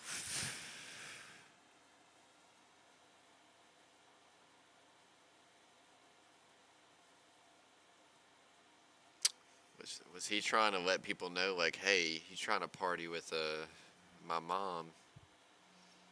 Hit the one this dude, and her face like that, almost like a horror right there, like some promo for what he was doing. Like, and this shit was just posted on Instagram. These were just casual Instagram people. It's like, I bet you the people that knew what was going on. Like, they would just be hints that you kind of knew, but the people that didn't just would be fucking clueless. It just seemed like it was kind of weird, but like nothing. But now it's like, bro, now we know the context, all this shit, man. This video is fucking grimy. You ain't sitting in the house playing. You're outside moving and shaking, baby. She come with me to strip club. I don't care. For real. It's my dog. You know, I want to live life. Be out here moving and grooving. So my mom told me, she just said, keep moving, baby. That's right. Keep moving. Don't stop. She could touch the floor with her palms. You know. That's wild. Like, oh. Take pew pew pew.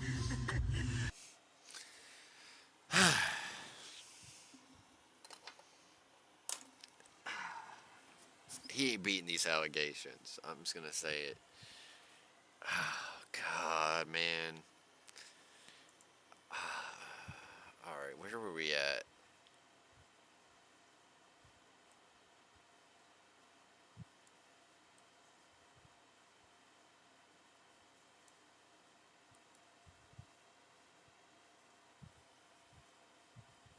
Are we supposed to have any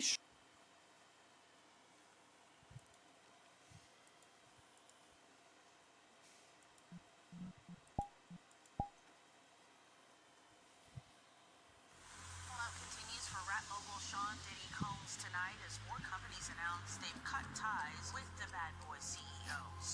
Bad boy, what you gonna do? I think it was 47-44, right? Yeah, you haven't been making excuses. You've been lying through your...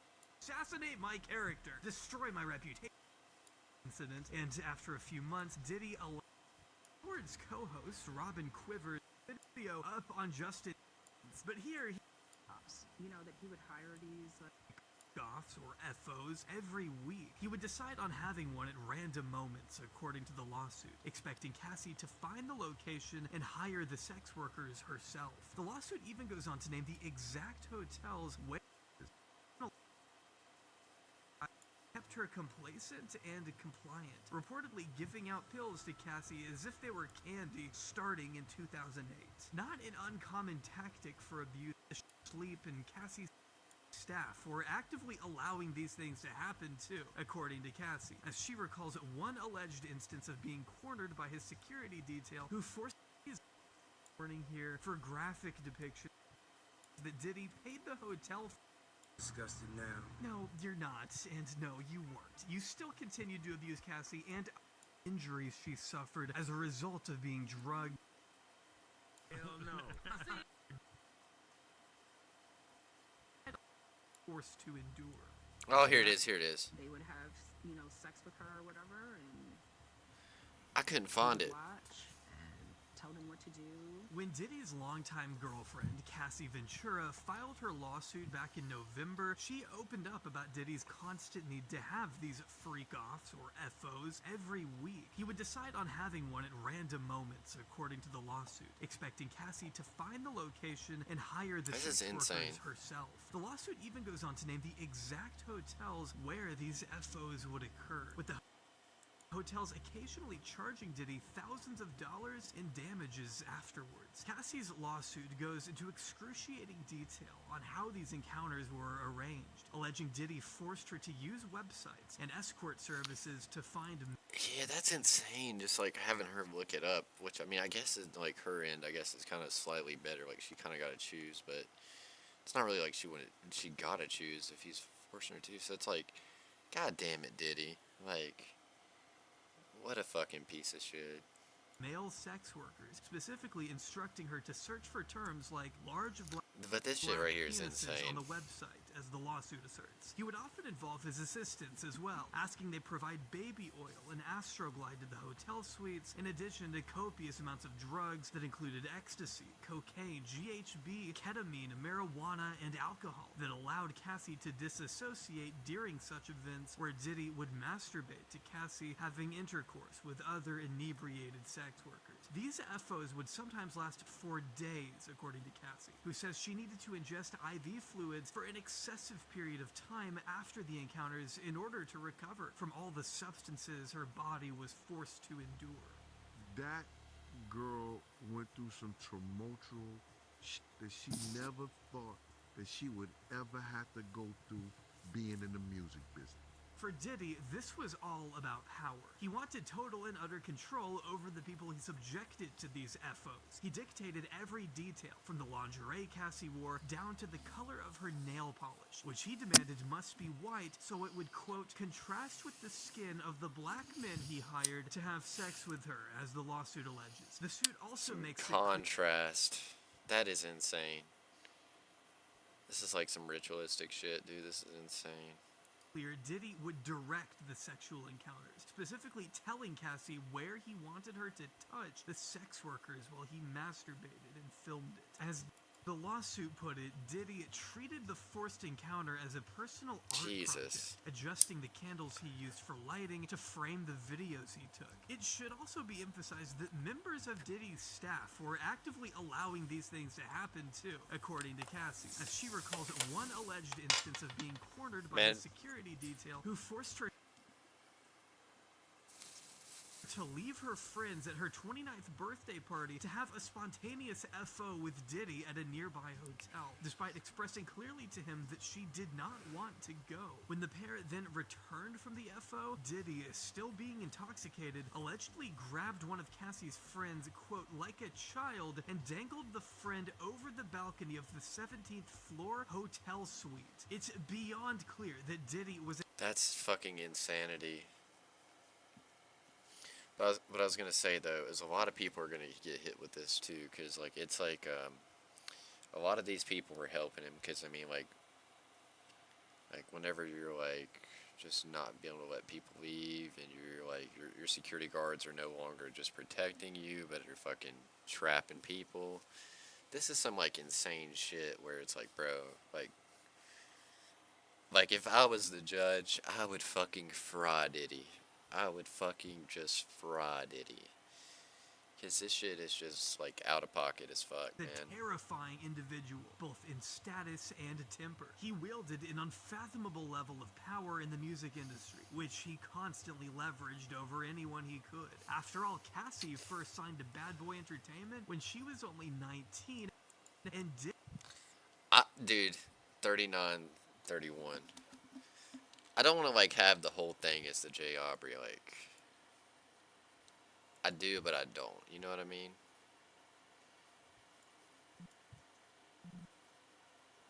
This is a good God line, but... There's so many videos that, like, we just need to talk about. Alright, let's see. Oh my God. Here it is, here it is.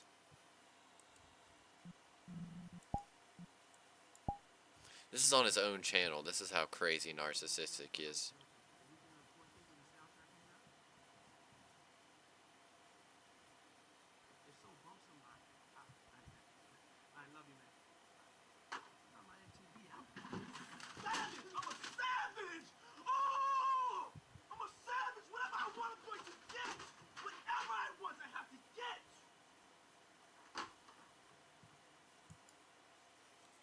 I feel like this right here is just like the psychotic rages that like we don't see. This is just part of him. Like this is him just doing the act.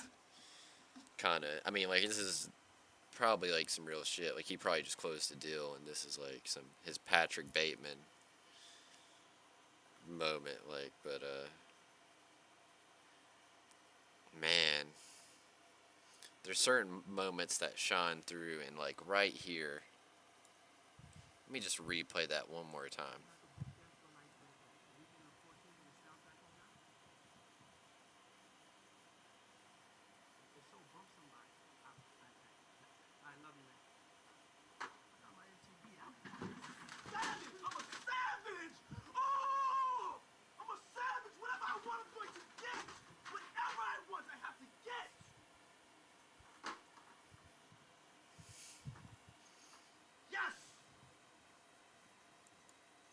Freak off at 5.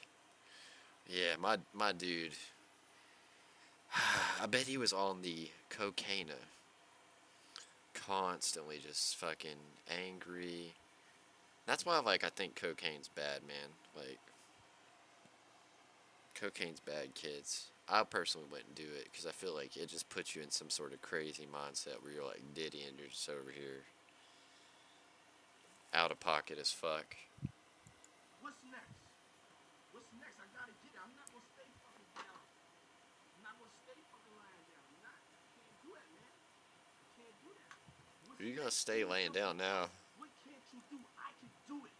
I can do anything. Walk out that cell. Can you do it?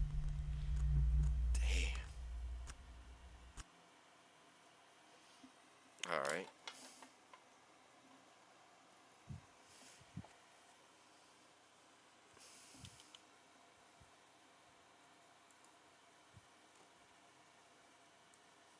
I'm gonna watch it over on here first. This will be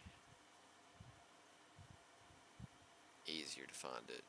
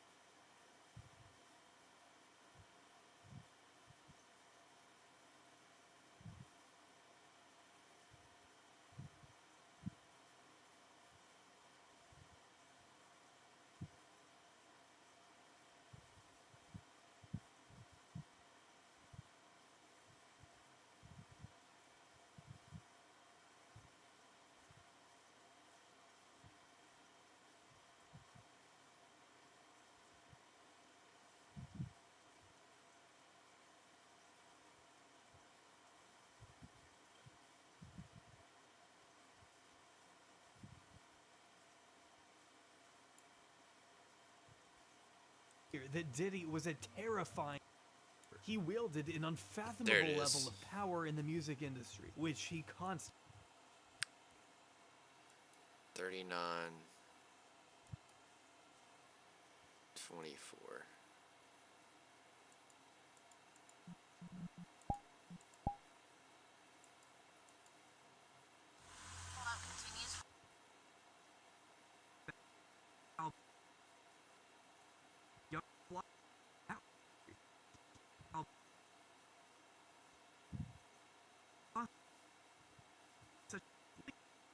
detail, who forced her to leave her friends at her 29th Yeah, we need to birthday arrest all party these to have a motherfuckers. spontaneous FO with Diddy at a nearby hotel, despite expressing clearly to him that she did not want to go. It is When the time pair to then put 'em all returned away. from the FO, Diddy, still being intoxicated, allegedly grabbed one of Cassie's friends, quote, like a child, and dangled the friend over the balcony of the 17th floor hotel suite. It's beyond clear that Diddy was a terrifying individual, both in status and temper. He wielded an unfathomable level of power in the music industry, which he constantly leveraged over anyone. Yeah, that's the most insane fucking When he video. could. After all, Cassie first signed to Bad Boy Entertainment when she was only 19 and Diddy was 37. Damn. Just the age gap alone is enough to cause That's a bad concern. deal. Never mind the fact that Diddy also insisted she referred to him as Pop Pop upon learning that was the nickname she gave her grandfather. The two reportedly met for the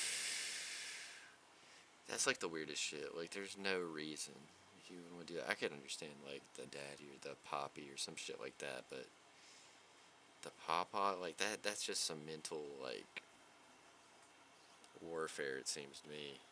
That's fucking insanity. first time back in 2005 and began dating shortly after Diddy co-produced the Young Star's debut album, signing Cassie to an exorbitant 10-album deal as outlined in the lawsuit, which is an insane number of albums, by the way. For perspective, Taylor Swift released 10 albums over a 16-year time frame, just to give you an idea of how long a term something like this could last. And I can't Damn. help but imagine this was That slavery deal is what that is.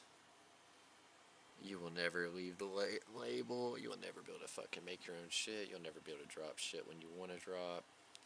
You are now financially indebted to Diddy.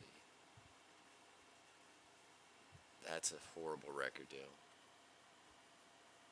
one of the very first control tactics Diddy employed against Cassie. Roping her into such a predatory, drawn-out record deal seems to me like another way for Diddy to maintain authority and demonstrate the sheer extent of his influence in the industry. Influence that he would also leverage in 2007 when he paid a promoter to create a fake flyer for an event that didn't exist. It was meant to convince Cassie to fly out to Miami, Florida without her then-boyfriend by using the guise of a legitimate event she had to attend. As the lawsuit states, she was stunned at how easily Mr. Combs was able to recruit others to lie for him. From there, it was a... It's money, man. He has money and influence. And that there's so many people around doing the same thing that at that point they're just pure pressured in. It's just constantly trying to normalize it, pretty much. Constant whirlwind of Diddy flaunting his celebrity status and asserting possession and control over her to the point where all aspects of Miss Ventura's life were controlled by either Mr. Combs or his management companies, as the suit put it. Compounding this all-encompassing intrusion into her life, it continues, Mr. Combs secured his control over the young and impressionable Miss Ventura by introducing her to a drug-fueled lifestyle that kept her complacent and compliant, reportedly giving out pills to Cassie as if they were candy starting in 2000. Damn. So he just got her like on drugs and then just made her participate pretty much. Shit, and ecstasy frequently. Not an uncommon tactic for abusers. We've seen it with Jeffrey Epstein when he would drug the many girls he kept around to intentionally obfuscate their memories later on. With Diddy, the lawsuit alleges he had exhausted his own supply of pills and couldn't get any more for his prescription, so he demanded Cassie procure prescriptions of her own in order to keep the drugs flowing under her name. Oof. I haven't really... I mean, I guess I did hear there was some drug charges and shit, but, like, if he was, like, having other people falsify, like, fucking prescriptions and, like... It's gonna come out like fucking P. Diddy was, like, the biggest lean supplier in Texas. Or some crazy shit when this is all... There's just gonna be so much extra shit that we're gonna hear about. But, man, that is just insane. He is just getting, It doesn't seem like he was ever on the lean or anything. It seems like he just wanted the uppers, the cocaine, the molly, probably a little bit of weed to like come down and shit. But yeah, it seems like it was. I feel like P. Diddy should have done more shrooms. I feel like it probably would have helped him mentally, but yeah, that's insanity. It states very plainly that the next decade of Cassie's life was spent trapped in a devastating cycle of abuse, violence, and sex trafficking at the hands of her former partner and boss. For over 10 years, Diddy refused to let Cassie leave his side, taking drastic measures to relentlessly terrorize the young artist throughout the course of their nightmarish relationship. During an especially strenuous time of her relationship with Diddy in 2011, for example, Cassie was actually in a brief relationship with Kid Cudi and would seek refuge at his home to escape the wrath of her abuser. Though upon stealing her phone and finding an email exchange between Cudi and Cassie, Diddy flung into a fit of rage and tried to attack Cassie with a sharp corkscrew lodged between his fingers. She escaped to Cudi's house that night, only to return later when she felt as though she could never outrun Diddy and his many enforcers. The suit then alleges he hit her and kicked her in the back as she tried to escape again. Her parents later took photos of her bruises from this incident, and after a few months, Diddy allegedly told Cassie that he was planning to blow up Cudi's car and wanted to be sure Cudi would be home when it happened. Sure enough, Cudi's car exploded in his own driveway shortly after. Other than a single tweet in 2014 from a man... Damn, man.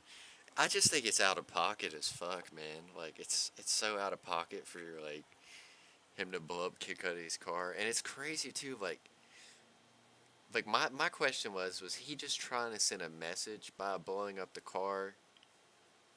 Or if Kid Cudi would have fucking got in that car and it would have blown up, then P. Diddy would have fucking sat there with some champagne on the ice and just smoked that Kid Cudi pack and just not give a fuck about it. Because something tells me either way it would have went, P. Diddy would have been okay with it. Like, if Kid Cudi dies, fuck it. If he lives, fuck it. I'm sending a message regardless. Claiming he had heard rumors of Diddy setting Kid Cudi's car on fire for messing around with Cassie. The event remained largely in the shadows until this recent lawsuit, only for Cudi to turn around and confirm to the New York Times that it did in fact take place. A horrifying incident that further emphasized not only the immense power and connections Diddy maintained, but the depraved measures he would take to keep Cassie compliant. One particularly concerning passage from the lawsuit happens on page 22, which notes that in March 2016, Diddy became intoxicated during an FO at the now closed Intercontinental Hotel in Century City, LA, where he punched Cassie in the face, giving her a black eye. Diddy later fell asleep and Cassie saw an opportunity to escape. Only unfortunately, on her way out of the room, Diddy woke up and immediately charged down the hallway after her, grabbing her from behind as she attempted to get into the elevator. Diddy violently threw Cassie to the floor and kicked her multiple times while she laid there in a fetal position before attempting to drag her back to his room. Cassie did manage to soon leave in a taxi, but not before her partner threw a glass vase at her. And I am using slightly more descriptive language here than the lawsuit because I have actually seen the incident by now, and you probably have too. When CCTV footage of the assault leaked to CNN in May, about 6 months after Cassie made this initial allegation in court. In case you're wondering why this tape wasn't made public any sooner, the lawsuit explains that Diddy paid the hotel $50 grand for the hallway footage from that evening. Who exactly received that money remains unclear, but what we do know for certain is that this footage only solidified what we had already heard about Diddy's abusive tendencies. Following its release, Cassie's... My question is how did they get the footage? Like, if it was paid off, somebody paid them off for the footage, did they make a copy of the footage and then give him the tape and was just like, here you go? Like, I don't know, man, that just throws me off, because you would think if he was going to pay him off, he would have just bought the tape that night, or I don't really know, man, but he didn't do it right. And I think, like, after that, like, I feel like the whole, like, I feel like I was kind of, you know, like, it's hard to tell with the Diddy shit at first. I was kind of, like, a little suspicious, you know, but once that video came out, you're like, man, that was, like, the confirmation we needed to know about the diddler. Like, that P. Diddy wasn't quite a good person. Lawyer told the media, the gut-wrenching video has only further confirmed the disturbing and predatory behavior of Mr. Combs. Words cannot express the courage and fortitude that Miss Ventura has shown in coming forward to bring this to light. The overwhelming media spotlight even forced Diddy himself to come out of the shadows and make his own shitty 1-minute YouTuber apology video. But before we watch that, I want you to hear Diddy's original statement regarding the allegations Cassie and others had made against him in late 2023. This past December, Diddy wrote, "Enough is enough. For the last God, this hasn't aged well. Silently and watched people try to assassinate my character, destroy my reputation, and enough my legacy. is enough. Sickening allegations have been made against me by individuals looking for a quick payday. Let me be absolutely clear. I did not do any of the awful things being alleged." Keep in mind he's also talking about the hotel incident here. "I will fight for my name, my family, and for the truth." Fortunately for Diddy, that truth only exposed him as the abusive lying monster that he is. On that note, though, here's his apology. It's so difficult to reflect. It's so difficult. The darkest times in your life. Sometimes you gotta do that. Right off the bat, I've got to say how much I hate Diddy doing this little, "oh, I'm so sorry" voice. Oh, it's so difficult to reflect on those dark times. Were those times dark for you, though, or for Cassie? Though I don't doubt he's going through some dark times right now. On top of having the Department... To be fair, I feel like Diddy's been going through some dark times. Some big, large, dark times. Of Homeland Security raid both of his properties not long ago, the entire world has now just witnessed irrefutable evidence of Diddy being the abusive pile of shit we already knew he was. This is just visual confirmation. The idea that Diddy even thought he could make a video like this speaks to the overwhelming egotistical power trip he's constantly on. We are really witnessing the UCOB meme. No fucking way. Mind-numbing levels of narcissism described so vividly in the myriad of lawsuits. Nothing he says in this video could ever possibly vindicate him. But let's watch him try. I was f***ed up. I mean, I hit rock bottom. but I make no excuses. Yeah, you haven't been making excuses. You've been lying through your Yeah. teeth when you tried to say the allegations were all false. You knew this video existed, and yet you still put out that garbage statement denying everything. You've shown you're a deceitful moron, and that's why no one believes you when you say, I take full responsibility for my actions in that video. I'm disgusted. Yeah, you trying to gaslight us into believing. Who was it? no, you're not. Hey, And some no, you weren't. You still continued to abuse Cassie and others for years after this incident. And even if by chance you were disgusted with yourself, you still beat a woman to a pulp. Are we supposed to have any shred of sympathy? Yeah, it's like You're for real. supposed to be in jail. I went and I sought out professional help. I had to go into therapy. I'm going to rehab. You absolutely didn't, but even if you did, it didn't work because, again, there are lawsuits from other people who have alleged extremely similar things in the years following that hotel incident. Does he think we just don't know about the other allegations? Are we supposed to take his word on this or something? He already lied. Had to ask God for his Yeah, we mercy can't and really feel grace. bad for him. It's kind of impressive Diddy has managed to be in so many movies with acting skills this abhorrent. I'm so sorry, but I'm committed to be a better man each and every day. I'm not asking for forgiveness. Well, good, because no one on the planet was going to forgive you anyway. And I have to point out that we aren't the ones that need apologizing to. Go apologize to Cassie, along with the rest of your countless victims, man. I don't know why you're talking to us. Your reputation is gone, obliterated, He is never cooked. to be revived again. And it's laughable to think a measly minute-long apology video on Instagram is even maybe gonna be enough to salvage it. Besides, most people already figured he was guilty anyway. He kind of tipped his hand a bit after he, I don't know, settled the lawsuit the day after it was filed. Not really the mark of an innocent man right there, is it? He made it obvious right then that he wanted these allegations shoved back under the rug as quickly as possible, hoping to bring as little media attention to it as he could. But these efforts ultimately fell flat.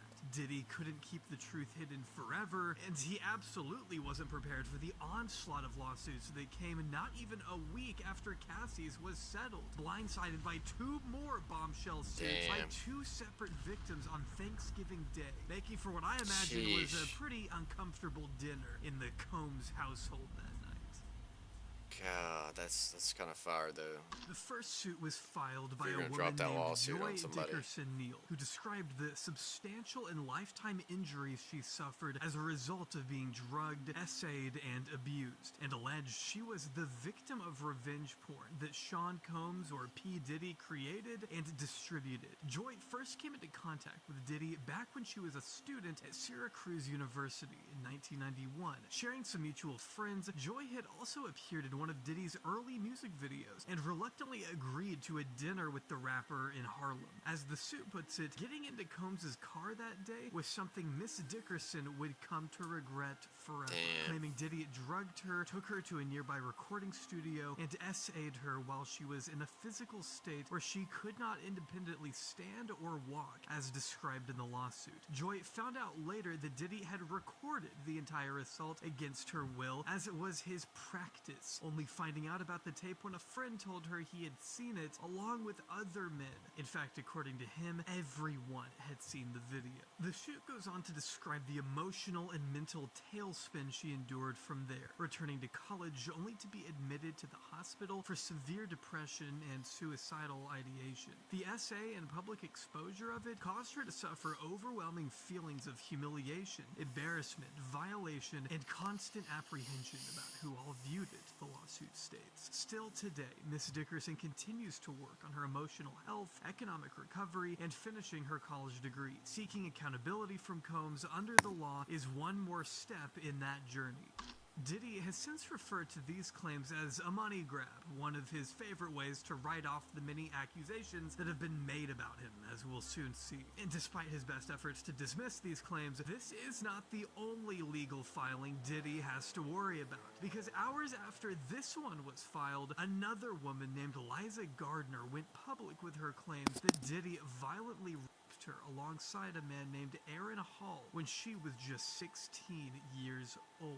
Liza was just a high school student when she met the two men at the offices of NCA Records in 1990, alleging that Diddy and Hall were very flirtatious and handsy with Liza and her friend, offering them alcohol and inviting them back to Hall's apartment for an after party. Keep in mind, these were kids. They were in the presence of adults who they didn't think would hurt them. The lawsuit claims that after Diddy coerced the young girl into sex, she was still laying on the bed traumatized when Hall then barged into the room, pinned her down, and raped her as well. Afterwards, Liza ran out and met up with her friend later that night, where she learned that she too had been forced to have sex with the two men in a different room, it states. The lawsuit also claims that when Combs finished with Liza Gardner, he and Hall switched, and they commenced assaulting Liza Gardner's friend. But that's not even where the nightmare ended, as a couple days later, Liza claims an irate Diddy showed up at the house where she and her friend were staying to assault and choke Liza to the point where she passed out. Apparently, he was afraid they would tell the girl he was dating at the time.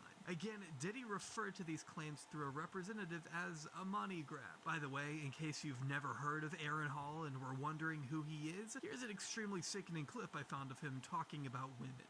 Can't no out there say that she handled my shit. You know, a whole lot of girls out there with them umbilical cords, them young 1970s, 1980s bitches. Yeah. You know what I mean? They try to go up there with the, you know, with the fresh out the pussy shit and think they can get like Aaron Hall. I'm historical there. I like for them niggas to see how I fuck. Like you used to meet the Jodeci or Puffy or nothing. This is saying crazy. They been at my house. They all see me fuck. They all know I'm a big nigga. But this wasn't even the last time Diddy was accused of assaulting a minor specifically, as the next lawsuit, filed anonymously on December 2nd, alleged Diddy and several other recording executives, quote, gang raped a 17-year-old girl after flying her out to his studio on a private jet. While we don't know the identity of the victim, this lawsuit actually provides censored images of the girl supposedly touring the studio and even sitting on Diddy's lap. The lawsuit makes sure to emphasize how she was only in 11th grade when she first met Diddy, who was twice her age, along with then president of Bad Boy Entertainment, Harvey Pierre, and a third unnamed assailant in 2003. As stated in the lawsuit, while at the studio, Mr. Combs and his associates, including Mr. Pierre, plied Miss Doe with drugs and alcohol. As the night wore on, the 17-year-old Miss Doe became more and more inebriated, eventually to the point where she could not possibly have consented to having sex with anyone, much less someone twice her age. During the alleged gang rape, the victim claims Diddy complained he could not, quote, get off unless the victim pinched his nipples as hard as she could. The suit goes on to describe the three men taking turns assaulting the victim in excruciating detail until she finally collapsed in the restroom alone, her genitalia in pain. She couldn't even walk out of the building without assistance. She then flew back home to Michigan, where she would have to live with the traumatic memories for the next 20 years. Hall and Diddy have both denied these claims, with Diddy's attorneys making him out to be a victim of, quote, cancel culture in front of a judge. Good luck arguing that one in front of a jury. And even yeah, that's insanity. It's like, it's just cancel culture. Like, I don't know, man. I think he crossed that line.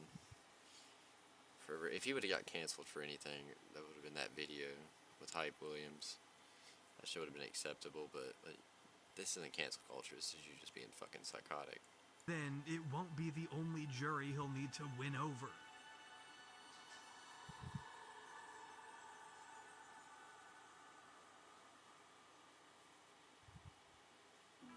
The lawsuit also claims the misconduct happened during the creation of Diddy's latest album, the Love album, and is seeking, as we've mentioned, $30 million. Damn. The suit not only names the mogul, but includes his son. As of February 26, 2024, producer Rodney Lil Rod Jones is suing not just P. Diddy, but an entire gaggle of the mogul's friends and family, who he asserts make up a much larger RICO criminal enterprise. He refers to these individuals by name, citing their specific roles within Diddy's illicit. Damn, so this is like, Brandon, while Brandon acquires, distribute Mr. Combs' drugs, Frankie carries the money and pays for the guns and drugs. So this is insanity. So the photographers started the lawsuit, and the more you think about it, the worse this is, because it's like, bro, The photographer has one job, and it's to take photos. And if his one job is to take photos, and he's going to turn in the evidence and snitch on you, it's a wrap, bro. It looks like they have this all documented. Like, right here, this is D. Frank Santello works alongside Brandon while Brandon acquires and distributes Mr. Combs' drugs and guns. Frankie carries the money and pays for the guns and drugs.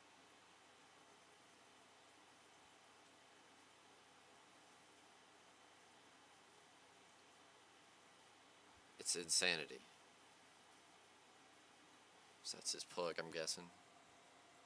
Crime syndicate and claims he has secured plenty of evidence in regard to the drugs Diddy acquires, uses, and distributes, along with the unregistered guns he possesses and distributes. So he did have Stating mushrooms. He can prove that Diddy has provided laced alcoholic beverages to minors and sex workers at his insane. various properties, which, side note, did not know Diddy liked to rent yachts and take trips to the Virgin Islands, which sounds a bit familiar to me. A billionaire being accused of sex trafficking who also hangs out on the Virgin Islands? I mean, come on, man. Jones even compares Diddy's chief of staff, Christina Coram, to Ghislaine Maxwell in this very lawsuit. One more side note. Why does Diddy have a chief of staff? Is he the president? I mean, what does this lady even do? Well, if you ask Lil Rod, she procures drugs for Diddy and willingly abets and downplays the nature of the man's behavior, allegedly telling him, you know, Sean will be Sean. Sean will be Sean is expressed to her insane. his discomfort with Diddy's unwanted sexual advances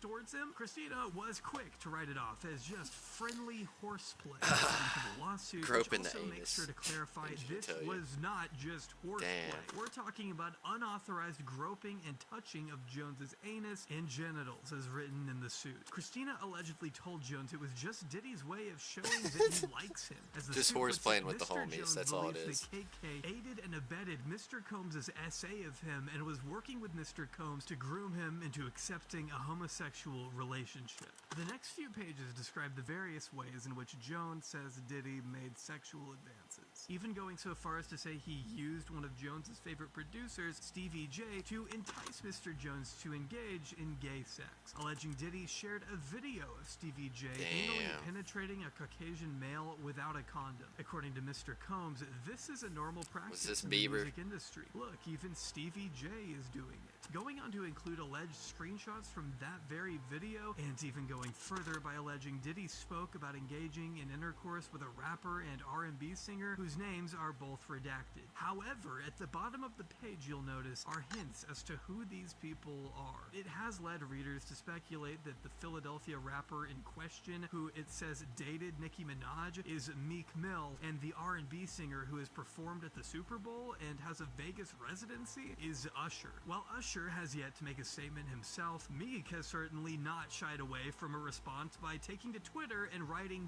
this. I don't think it's necessary for me to read this out loud. You can pause and read for yourself, but his point is very clear. This wasn't even his only tweet on the matter. He was going on like this of the man's behavior, allegedly telling him, you know, Sean will be Sean, when Lil Rod expressed to her his discomfort with Diddy's unwanted sexual advances towards him. Christina was quick to write it off as just friendly horseplay, according to the lawsuit, which also makes sure to clarify this was not just horseplay. We're talking about unauthorized groping and touching of Jones's anus and genitals, as written in the suit. Christina allegedly told Jones it was just Diddy's way of showing that he likes him. As the suit puts it, Mr. Jones believes that KK aided and abetted Mr. Combs' essay of him and was working with Mr. Combs to groom him into accepting a homosexual relationship. Trying to gaslight him into it. The various ways in which Jones says Diddy made sexual advances. That's insane. Even going so far as to say he used one of Jones's favorite producers, Stevie J, to entice Mr. Jones to engage in gay sex, alleging Diddy shared a video of Stevie J anally penetrating a Caucasian male without a condom. According to Mr. Combs, this is a normal practice in the music industry. Look, even Stevie J God, I'm glad I stayed out the music industry. Oh man, screenshots from that very video, and even going further by alleging Diddy spoke about engaging in intercourse with a rapper and R&B singer whose names are both redacted. However, oh no, not Mace. I think Mace escaped. I think it's Bieber and Usher. If it's two names, I think it's Bieber and Usher. Alright. page, you'll notice, are hints as to who these people Oh yeah, are. this one right It has here led is wild. He is a Philadelphia rapper who dated Nicki Minaj. Like, bruh. Like, well, why are y'all gonna just, like, straight snitch on him like that, bro? Like, if you're trying to, like, keep this, like, under wrap, like, at least, like, somewhat kind of fucking, like, this is, like, bruh, we don't need to see Meek Mill. You look at Nicki, who Nicki date? I can't think of anybody besides Meek Mill. Oh, where's Meek Mill from? Philadelphia. God damn, dude. Like, whoever wrote this did your boy Meek dirty. Because that second one, like, he performed at a Super Bowl and had a successful Vegas residency. I mean, dude, you could have done that because that could have been any artist. That could have been, like, pop. It could have been rock. But, nah, man. Y'all fucking just... We knew that's Meek. Readers to speculate that the Philadelphia rapper in question, who it says dated Nicki Minaj, is Meek Mill, and the R&B singer who has performed at the Super Bowl and has a Vegas residency is Usher. While Usher has yet to make a statement himself, Meek has certainly not shied away from a response by taking to Twitter and writing this. I don't think it's... When it get...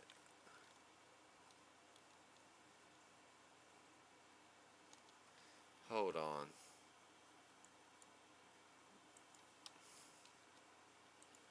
Meek Mill. Meek Mill. When I got...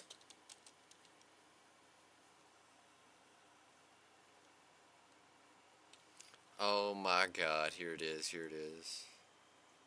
I'm about to have a... What was that, damn it, what was that site? Give me 1 second.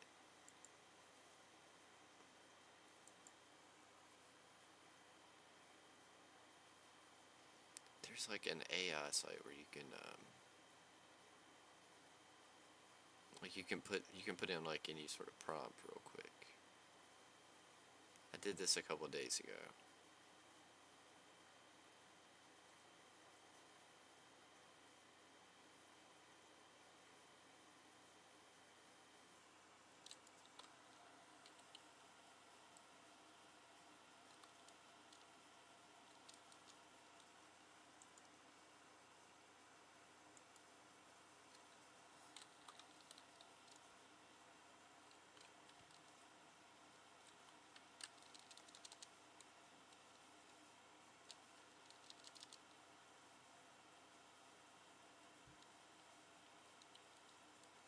Alright, so let's look at this real quick.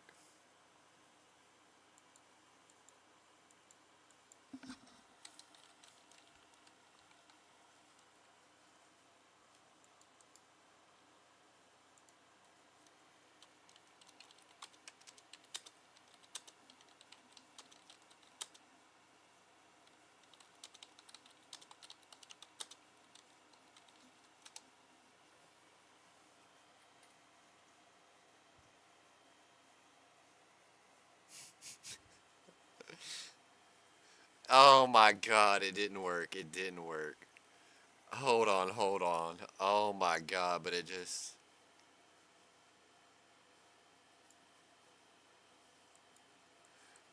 oh man, this AI's actually just did Meek Mill dirty.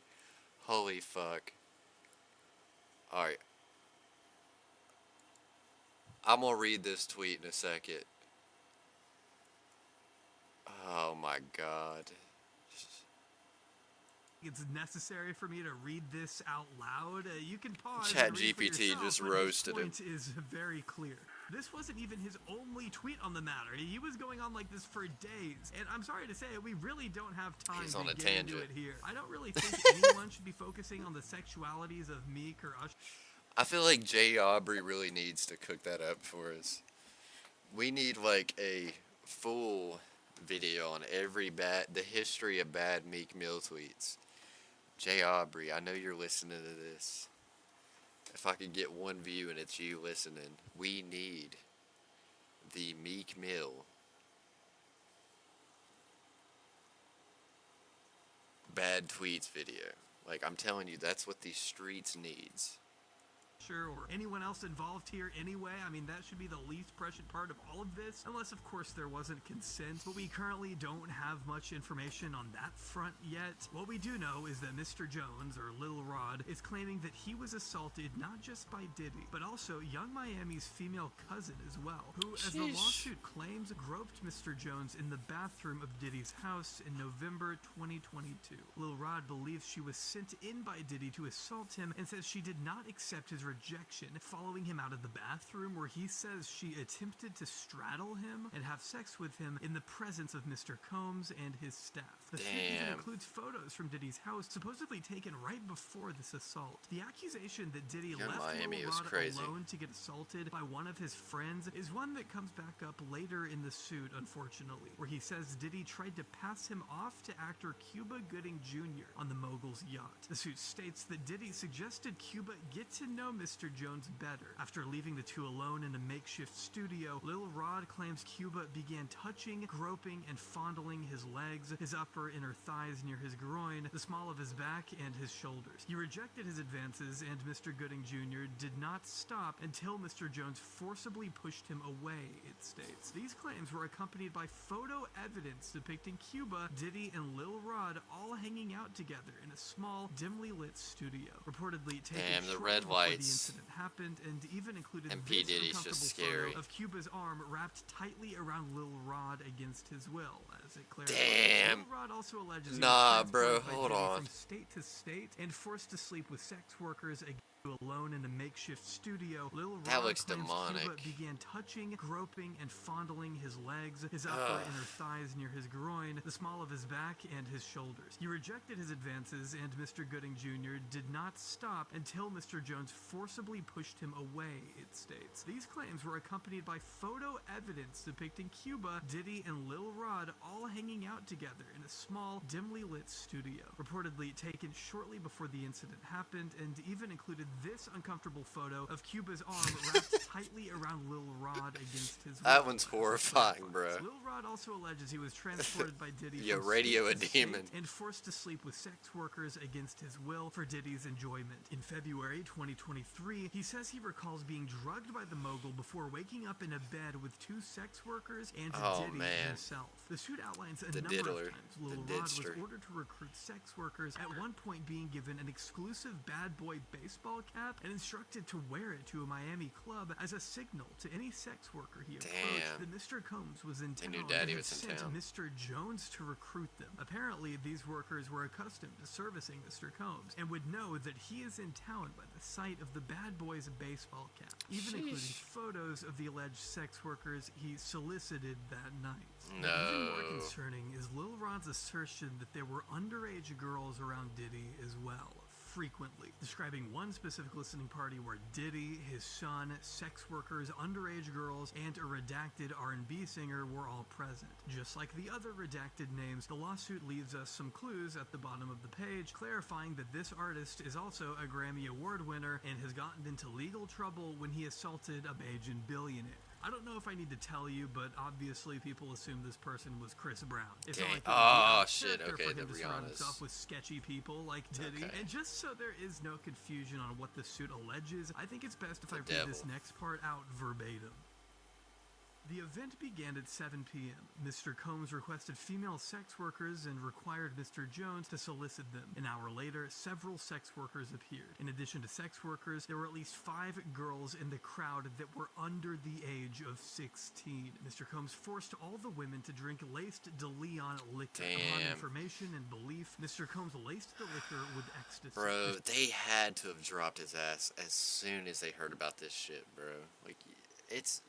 Imagine being a brand, and you got a fucking spokesperson with your brand, like, drugging bitches using your brand of liquor, man. Like, bruh. That's fucking insanity, dude.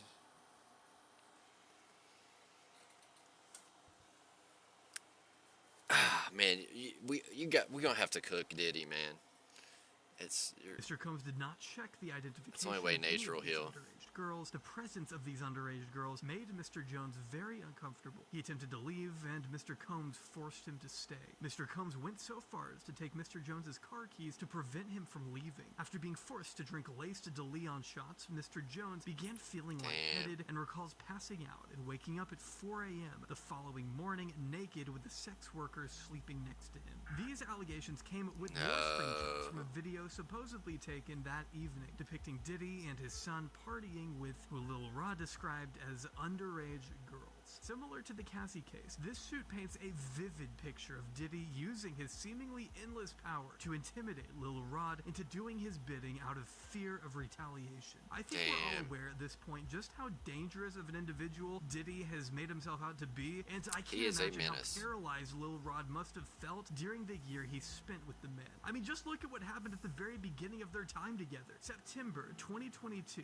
the very same month he began working with Diddy, Lil Rod claims he heard a series of gunshots coming out from a studio bathroom. When he went in to check on the commotion, Lil Rod says he saw Diddy and his son Justin exiting the bathroom, leaving Justin's friend G curled up on the floor, holding his stomach, bleeding out of his leg and hip area. According to the suit, Lil Rod helped G get out of the front door where an ambulance was waiting and recalled Diddy telling him and the rest of the crew to lie to police that G was shot outside as a result of a drive-by shooting, which is in fact the narrative the media went with at the time because that's what they had been told, despite these photos that seem to depict the aftermath. That's gonna definitely be a tampering with evidence charge too, for sure. That's fucking insane. Of said shooting, with blood smeared all over the floor and toilet seat of the restroom. In fact, Lil Rod himself believes the clothing he wore that day still contains blood stains and DNA from G. The lawsuit also states there are witnesses who have corroborated this series of events anonymously out of fear of Diddy, but are still willing to go public if necessary. Claims made by Jones include hidden cameras in the rap mogul's home, saying, quote, Mr. Combs allegedly threatened to eat Mr. Jones's face in order to get what he wants. The Lil Rod lawsuit is damning. Damn, that's some fucking demon shit, like threatening to eat a person's fucking face. Blowing up cars, man, just drugging people. Like, bro, Diddy's on some other shit. This isn't like, you know, like I'm like rich, you know, like, you know, you work for me type of like coercion, you know, like that's bad, but like this is like some fucking like, I'm gonna blow up your house, I'll fucking do anything and whatever to fucking destroy anyone that fucks with me, man. Like, this is like some super villain, evil art type shit going on. And probably the one Diddy is least excited to deal with if it ever goes to a jury, as Lil Rod has requested. Due to the overwhelming level of evidence presented in these documents, it looks like Diddy might really be fucking cooked this time. I can only imagine what was found when the Department of Homeland Security raided 2 of his homes back in March. Although, to be fair, I have seen reports that say he was tipped off beforehand, which is probably why he wasn't at either location, as heavily armed agents broke his door down. We do know the feds confiscated electronic devices and hard drives. A few of his associates have been arrested, including his alleged drug mule. Being busted for trying to carry contraband through TSA, it doesn't look to me like Lil Rod was lying about this guy. As of today, Diddy himself still has yet to be indicted, and the feds have been pretty tight-lipped about their ongoing investigation. But I am glad to see them taking their time on this, at least. It makes me hope they're working to build a case that is so airtight it will be near impossible for Diddy to wiggle his way out. Only time will tell. In the meantime, he still has plenty of other lawsuits to occupy himself with, like the 4 additional ones that were filed after these raids. One woman by the name of Grace O. Markaya is currently pressing charges against Diddy and his son Christian, who she says assaulted her on his billionaire dad's yacht where she worked as a stewardess.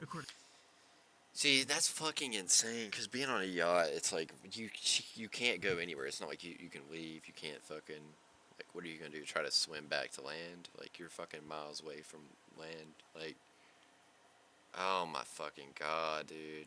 According to the suit, Grace witnessed some very concerning things while working on that yacht. That women would frequently pass out after just 1 shot of tequila, leading her to believe the Yeah, women, just don't fucking drink anything a guy offers you. Just bring your own.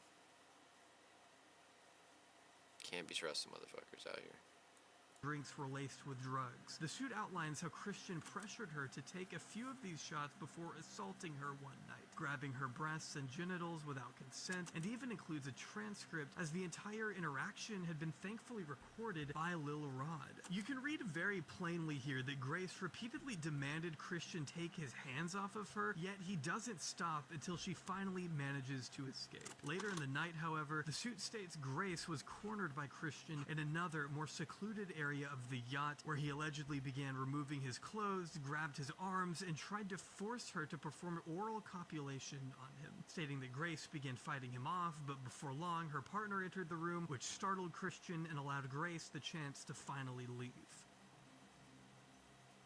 Even after this one, though, they gonna lock 3 both of them additional up. lawsuits have now come out. 2 in May and 1 in July, literally as I was working on this video. In fact, it's pretty likely that even after this video goes up, we'll see more lawsuits against Diddy. Yeah, a lot has happened since this and now they're all coming out of the woodwork at the same time. It's really wild to witness. The first of this recent wave was filed by a model named Oof, that's the one they're charging him with. Drugged and assaulted by Diddy after meeting him at a fashion event in 2003. Promising to help her make it big in the industry, the lawsuit states Diddy invited Crystal back to his hotel room where he handed her a laced blunt, making sure she was highly inebriated before following her into the bathroom where he allegedly began kissing her without consent, shoving her head down to his crotch, and commanding her to suck it, as the suit claims. She says she recalls remembering waking up in a taxi after passing out. She then realized what had happened and says she's kept her clothes from that event sealed in plastic wrap to this day.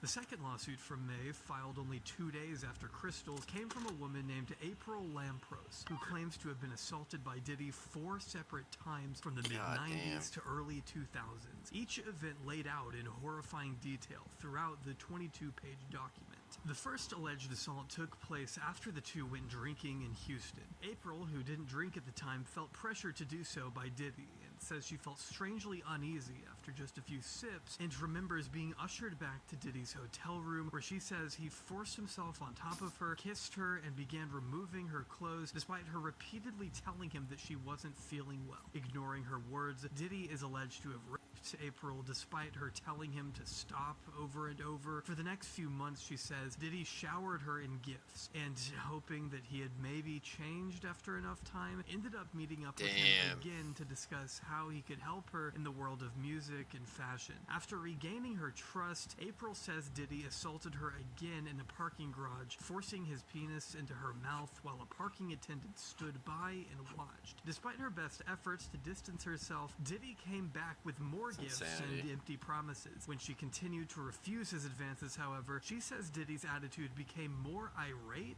than ever before. Taking on a sort of mob boss persona, Diddy would call her all the time and threaten to beat her and anyone else who was home with her. She says he knew where she lived and worked and felt constantly trapped by Diddy. He would constantly threaten to ruin her dreams of pursuing a career in the entertainment world if she did not comply with his demands, the lawsuit states. One night when she was over at his house, she says he forced both her and his then partner Kim Porter to ingest ecstasy, shoving the pills down their throats and even checking under their tongues to make sure they swallowed, according to the suit. Despite April's objections, he ordered the two women to have sex in front of him, masturbating to the encounter before allegedly pushing Kim off of April and raping her. She didn't see Diddy again for years until they ran into each other at Rockefeller Center around 2001. He told her he missed her and later called her to try and get her to come over, though she continued to refuse. He called again a few days later, and she reluctantly and regrettably allowed him to visit,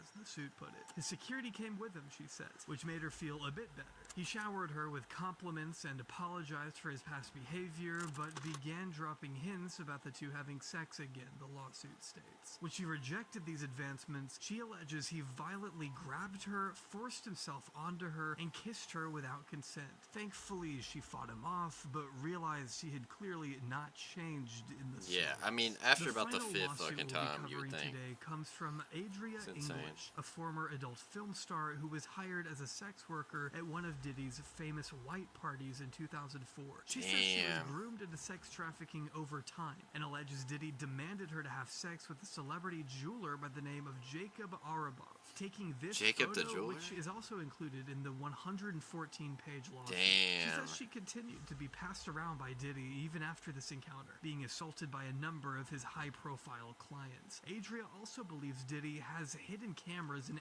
every room of his many homes, a claim we also see being made in the Lil Rod lawsuit. Diddy's lawyer responded to Adria's claims by telling TMZ no matter how many lawsuits are filed, it won't change the fact that Mr. Combs has never essayed or sex trafficked anyone.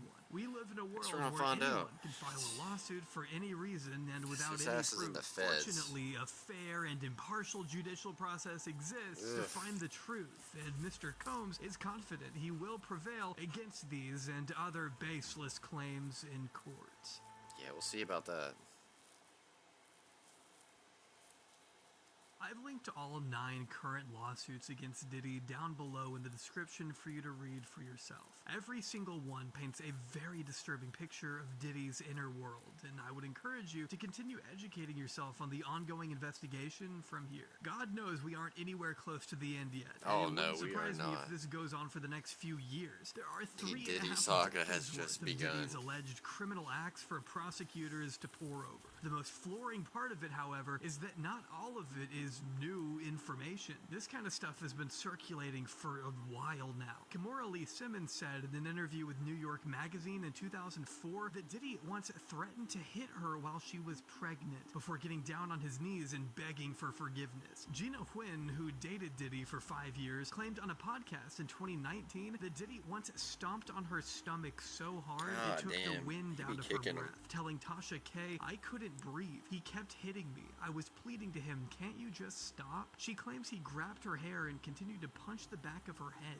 Then, in 2022, Aubrey O'Day alleged on the Call Her Daddy podcast that Diddy dropped her from his label after she refused to do things for him in other areas than just music. Wendy Williams correctly suspected in 2018 that Diddy was treating Cassie like a possession. These things have not always been hidden very Wendy well. Williams was It's right just the whole now damn that time. we're getting to see it all blown open in a way that Diddy himself may have been too narcissistic to ever anticipate. He's always had a tendency to weasel his way out of consequence, whether it be allegedly letting other people take the blame for him, forcing the people around him to lie to law enforcement, or bribing hotel workers with tens of thousands of dollars to keep his abusive nature away from the general public. But when I look at what he's up against now, I really truly believe those days are over. At least that's what I want to believe, for the sake of everyone he's hurt and traumatized over such an extensive period of time. One silver lining that I would like to go ahead and acknowledge here at the end is that Cassie Ventura seems a lot happier now that she's safely away from her ex-partner. She now has a husband and 2 young daughters. This past May, she took to Instagram to write, "Thank you for all of the love and support from my family, friends, strangers, and those I have yet to meet. The outpouring of love has created a place for my younger self to settle and feel safe now.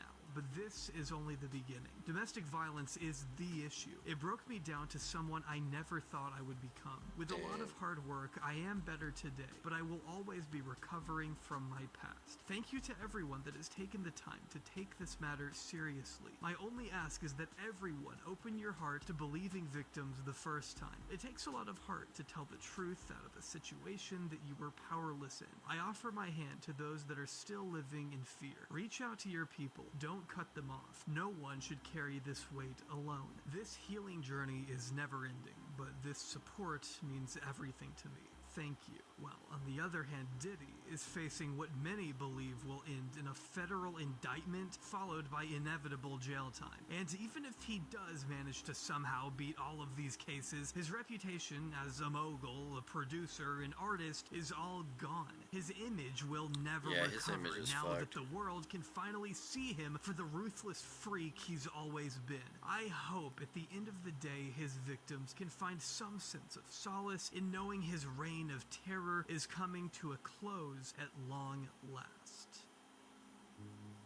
Diddy will be cooked.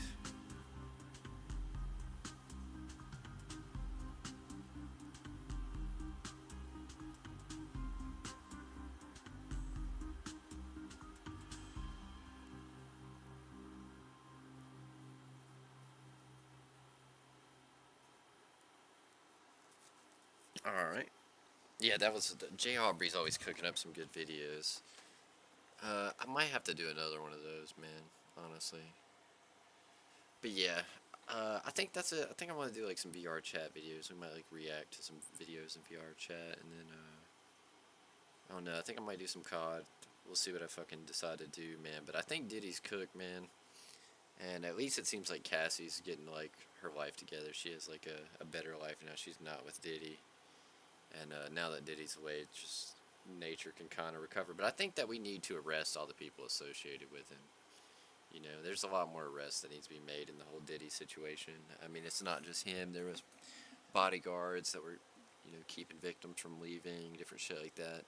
It's a lot more than just one person. But yeah, I think that Diddy's the Black Epstein, to be honest. And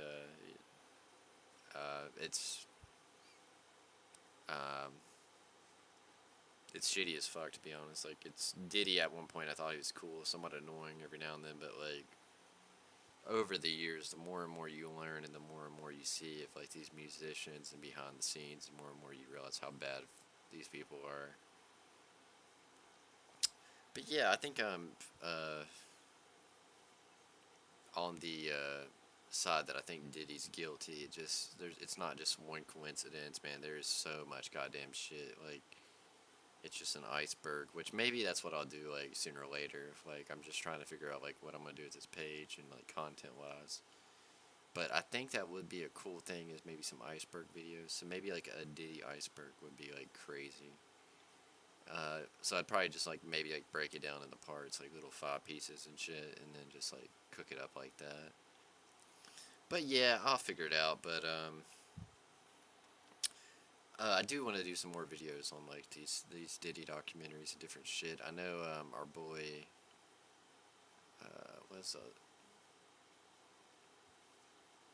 it's not Sean C. There's like the other dude.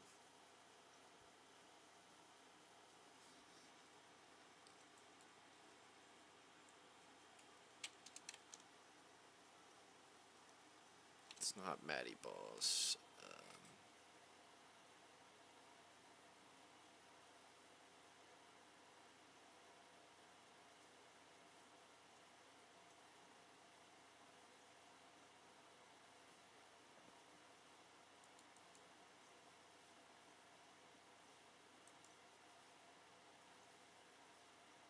Yeah, there's Jay Aubrey, Patrick C. And Patrick CC. Yeah, I knew it. Yeah, Patrick CC did a really good one too, so I might look into that one. 'Cause I think that talks more about some different shit. There's some shit that was just missing, like some of the Tupac, different shit like that. So both of them cover some different topics. I feel like with this shit, like there's always some new information that we can find out through these videos, and I just think it's very interesting, like how this whole thing will fold out. But yeah, if I should drop more, just let me know. Yeah, and I'm just gonna probably try to be a little more consistent, but I got crazy shit that I'm dealing with right now, so kind of just put out shit when I need to. But yeah, I need to figure this shit out on like a schedule on this fucking shit and what I'm gonna post. But I do think we can sprinkle out some fucking Diddy videos, and then I think we could do like a was thinking about like some creepy PSAs and like some creepy pasta type shit too. So maybe I'm gonna cook up like a creepy PSA ad video too.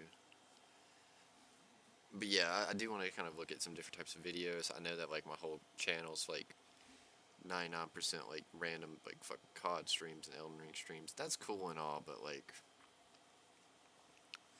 kind of got to cook some other shit here and there, you know?